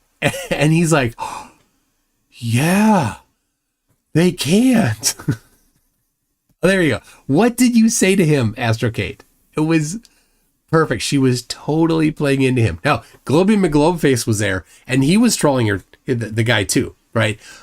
Globy's trolling was just harsh. It was funny. It's funny too. But I'm like, oh, stop it, Globy. But she's like doing this, and the guy's like just baffled. It was so good. It was so good. I loved it. All right, I'm sure she's typing it right now. Rossi says, has pressure vessels exist? There is no pressure gradient inside them. None any known instrument could measure. So, well, yes, they're inside of pressurized vessels. There is a pressure gradient. And I have a vessel that I created. I still need to do a video of it. Oh yes. All right. Astrocate asked him about the volume of gravity. That was so good. So inside pressurized containers, there still is a pressure differential, and I have a container that's sealed and I put my phone in it, and you can still measure the pressure differential inside that sealed container. So you need to explain that, and they can't. So, We the Random says, I see the final experiment didn't convince. I'm curious to know if there's anything people could do to completely destroy Flurf thought process. Anything? Well, no, it's a religion. Right. Now, for the most part, people that aren't currently in the religion or that find out about the final experiment will be like, oh, okay, that's pretty cool. It turns out flat earth is crap. And they will then be inoculated to falling for the flat earth garbage. Right. But the people currently in it, it's their religion, it's their community, some of them, it's their rice bowl, it's their life. They have no interest in leaving it because they would leave all of those things. So, yeah, I never thought that TFE would actually cure the all of the flatties, right? That they'll just find different ways to reject it. So, Cal says, yay, Tuesday. Thank you, Cal. Stefane Venny again says, Dunning-Kruger is strong with these flatties. That is the case often with the Discord flatties. They often don't make claims, but Issa was happy to make a claim, but was unaware that he wasn't supporting his claim. He thought he was. We the Random says, I bet we could develop a base on the moon and have people living there, and they still wouldn't believe it. Of course. You could put many flat earthers in a rocket and launch them up to orbit the Earth. They would still reject it by saying all sorts of escape mechanisms. They might say, well, light is doing something funny, or it's perspective, or it's screens. Any of those different types of things they would potentially go for, or was drugged. Addicted to globbing says, religion, I would argue that it was a cult. Well, yeah, but a cult is a subset of religion. And of course, most religions are a cult of some other religion. If you're going to be, specific, right? Christianity is a cult of Judaism. You could say that, depending on how strictly you define cult. Mark Beiser says, Flurfs, unable to comprehend multiple forces acting on objects at the same time since forever. Very true. Issa was unable to comprehend that there are forces that can act on air, on gases, and like centrifugal force, and including electrostatic forces can do that as well. So if you have ionized fluid, plasma is a gas. And so you can ionize it, and then you can introduce an electrostatic field, and it will attract the ionized particles. So that's yet another way to do that. So let's see here. I got a bunch of messages.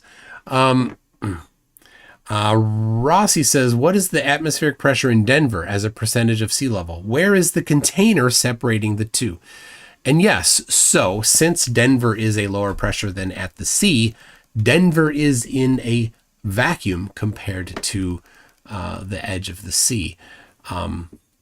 So what, how much of a vacuum is it? Well, not much of a vacuum, but it is a vacuum because a vacuum is any area of lower pressure. Addicted to Gaming to Globbing says, I know you travel a lot. Are you likely to be in the vicinity of Kentucky in the foreseeable future? I was in Kentucky in February. I will.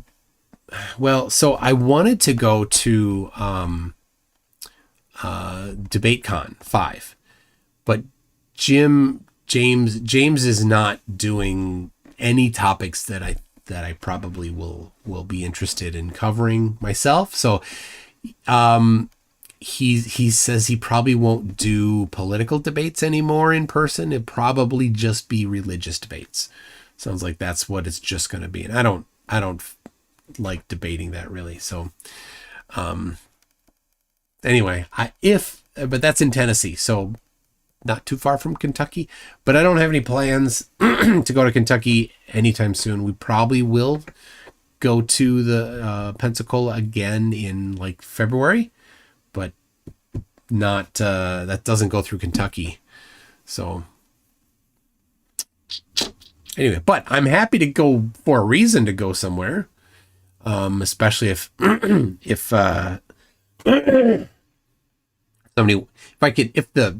if there's a reason, or if travel and lodging are assisted or covered or something like that. I did say I might be in England in September. I have put in a bid for speaking at a conference there, so we'll see. Hampton Roads, Virginia. Yeah, I won't be anywhere near Virginia.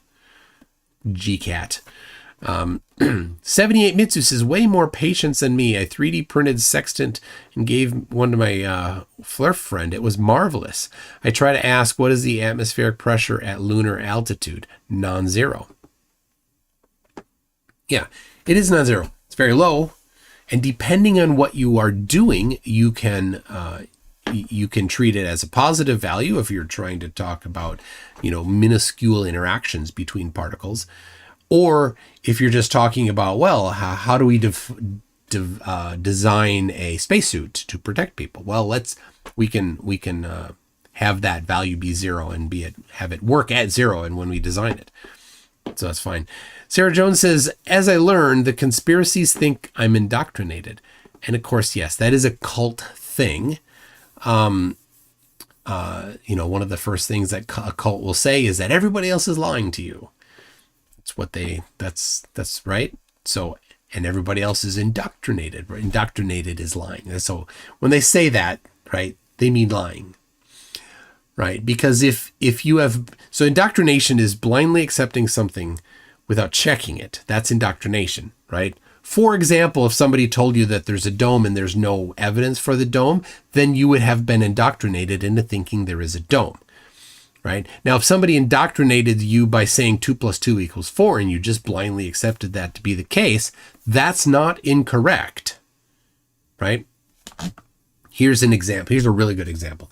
If in high school physics class you were handed kinematic equations and said, these are the kinematic equations, we can use them to determine accelerations and forces and things like that, right? Now, in high school, you would probably be limited to your skill set to be able to determine whether or not they are accurately describing things based on where they came from, right? They came from somewhere. It's not covered in high school physics. How did these equations come to be is not covered. You take that, you have to accept that uncritically. Now, you can then go and test it yourself. You can go drop something yourself in an experiment and see if it matches the kinematic equation. And you will find then that you get backing evidence. And so now it's not indoctrination once you've done that experiment. Now, later, if you take a calculus, say you take calc your first year of college, then your second year of college, you take calc-based physics. And in calc-based physics, you go over the derivation of the kinematic equations, using calculus, right? You couldn't do that in high school because you don't have the foundational calculus to do that. There's the point. So when you are told to accept something without deriving it yourself or figuring out yourself, it's not wrong just because you were told to accept it, right? You can later go and verify it yourself. And so when they say you're indoctrinated, they're meaning you were told lies. But no, that's not the case, because when you do these things, you go through a process typically of learning how they apply and validating them yourself. Something they never do. They blindly accept that there's a dome. They never go and verify it for themselves. They blindly accepted for years that the sun set in Antarctica, right? They blindly accepted that. They're super easy to indoctrinate. A bunch of us went there and found out that indoctrination they received was a lie. So how many times did Witsit make claims about that? So many times. I have a montage of him talking about the sun setting in Antarctica. How embarrassing for him. Deeply embarrassing for him. Right? If he ever shows his face around me and tries to talk about stuff, I'll just play that clip. Look, Austin, you were wrong about this. What makes you think that you were right about anything else? Dude, so bad.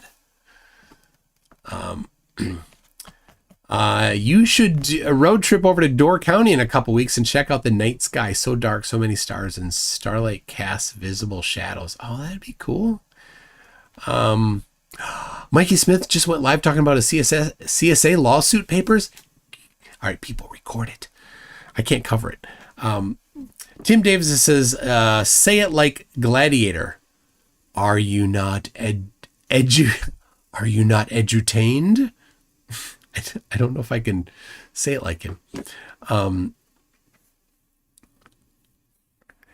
Yes, I can't cover. Maybe Mikey, not DB Debunks, Mike over IP, the drunk debunk can do it. The rabbit says, Flurf in space to see the globe would say CGI. Flurfs in space to see the globe would say it's a CGI. Yeah, they would. They'd say it's a screen, or they were drugged. Right? Because it's religion. They're not going to give it up. And I get it. Like, people have a religion and they, right? They won't vary from it. The problem is they don't think it's religion, right?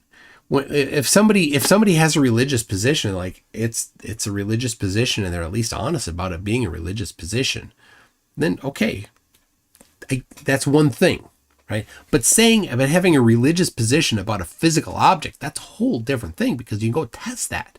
You can't empirically test the afterlife, but you can empirically test if the Earth is a globe. So B-Raid says, would be great to meet up here in Australia. I've never been to Australia. I'd love to go. I would love to go. Yes, I do enjoy traveling, and I'm open to traveling, but it's got to be paid for somehow. Got to have a reason to go. So, yeah, make a reason. If right, I would love to come and give a presentation, give a talk on something that I've covered. You know what I cover, right? If somebody in that area wants to do it, let me know. I'll get there. Speaking of that, I went to Florida to speak on Flat Earth Dave's leaky app, and it was great. I loved the trip. We had a lot of fun. All right, like, it was a vacation too. I enjoy going to Florida versus Minnesota. It's a little more interesting to go to a warm place when it's cold here. It was warm here, but it was nice to go to the ocean, which we can't do here. Beaches are not, our lakes are not the same. So,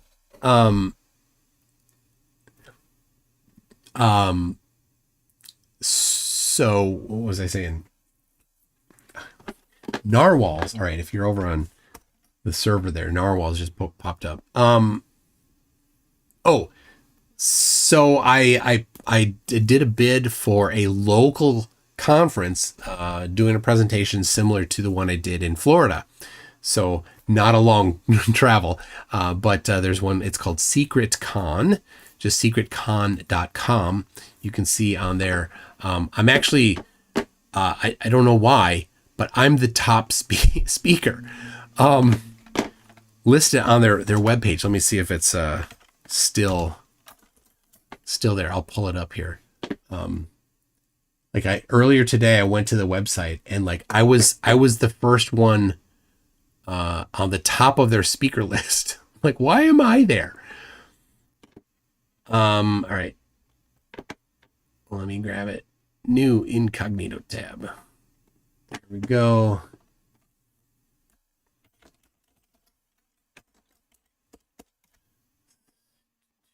There we go. Okay, so there's their website, secretcon.com. Here we go. I'm going to click on speakers. There it is. I'm listed first. Why am I first? I know why. Probably because I was just added and he just plopped me on the top of the list. So all these other people are talking and I'm at the top. I that's probably an accident. So anyway, you'd have to learn to dodge critters who want to harm you if I went to Australia. Probably I need to learn how to wrestle a brown snake like PhD Tony did. Earthly Skeptic says, perhaps we could organize a Toon fans conference. I would love that. Where are you, Earthly Skeptic? Your accent last night, I was questioning, where are you at? Anyway, I thought about doing that in England, and it's a ton of work. And so I don't know if I could pull off the amount of work it would require to do that, to have charge to go, charge to come in, right? To do some sort of a thing where we do some actual edutainment there. And of course, in England, we could get a bunch of other people, but could we get enough people to come there and pay some sort of ticket to make it so that I could, pay for the trip there myself without putting at risk a whole bunch of money that if people don't show, then I'm like, I don't have any background in putting on a conference like that. So I don't know. Mikey just made Ledwell a mod. Oh, that's precious. Addicted to Globbing says, I bought some Flat Earth books from Jaron. Am I in danger of being converted? I don't think so. I've got the whole list of a whole bunch of Flat Earth books right up there. And I just ordered a couple more. So if you were there last night, Dr. Heffron wrote a book on ether, and somebody found it and sent me a PDF. And so I was reading through a little bit of it, and I'm like, oh, here's a citation, right? He's talking. And so this was crazy. He said, things that can cause celestial objects that can cause another object to orbit it, according to relativity, must have a black hole in the middle. So he's saying that the Earth must have a black hole in the middle in order for the moon to orbit the Earth. Same for the sun, same for Jupiter and Mars. And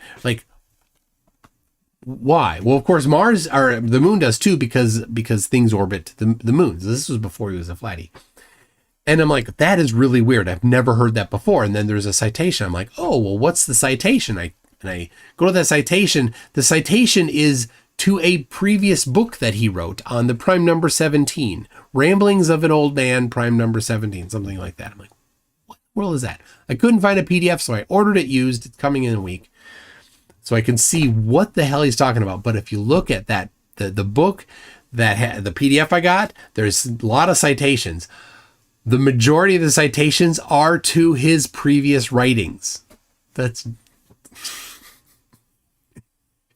It's so telling when they have to do that.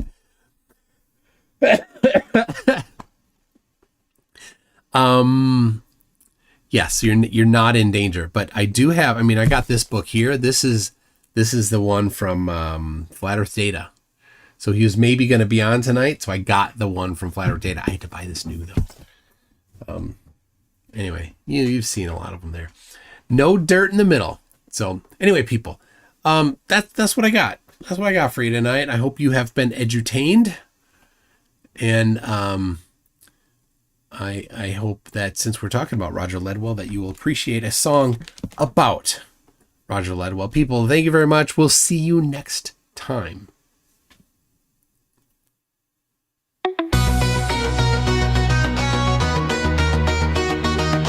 Yo, yo, yo, it's Roger, man. Packing my bags for the frozen land. Got a fundraiser, keep it tight. Gonna prove the earth tonight. The final test is near. Flatzoids watching, have no fear.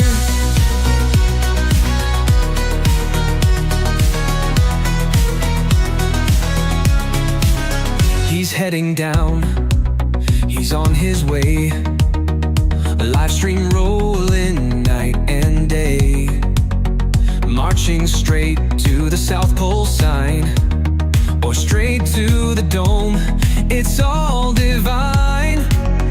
Roger swears he'll show the score, keeping it honest across the board. Roger's heading for Antarctic, gonna walk to the wall, won't think twice. Gonna stream the sun as it fades away, be the hero of Flat Earth today. Roger Ledwell, the flair so bold, keeping it honest across the board. They call him clueless, toothless too. Say he just repeats the crew. Follows Flatzoid step by step. Never had a thought himself, but now's your chance. It's do or die. Prove it flat, go touch the sky. Roger's heading for Antarctic ice. Gonna walk to the wall, won't think twice. Gonna stream the sun as it fades away, be the hero of Flat Earth today. Roger Ledwell, the flair so bold, keeping it honest across the board. But hold up, wait, I smell a trick. The funds he raised, just a tiny bit. If truth is out there, why so cheap? Where's the cash? Where's the fleet? Flatties, send your man to fight. Expose the globe. Prove yourself right. Roger's heading for Antarctic ice. Gonna walk to the wall, won't think twice. Gonna stream the sun as it fades away. Be the hero of Flat Earth today. Roger Ledwell, the flair so bold, keeping it honest across the board.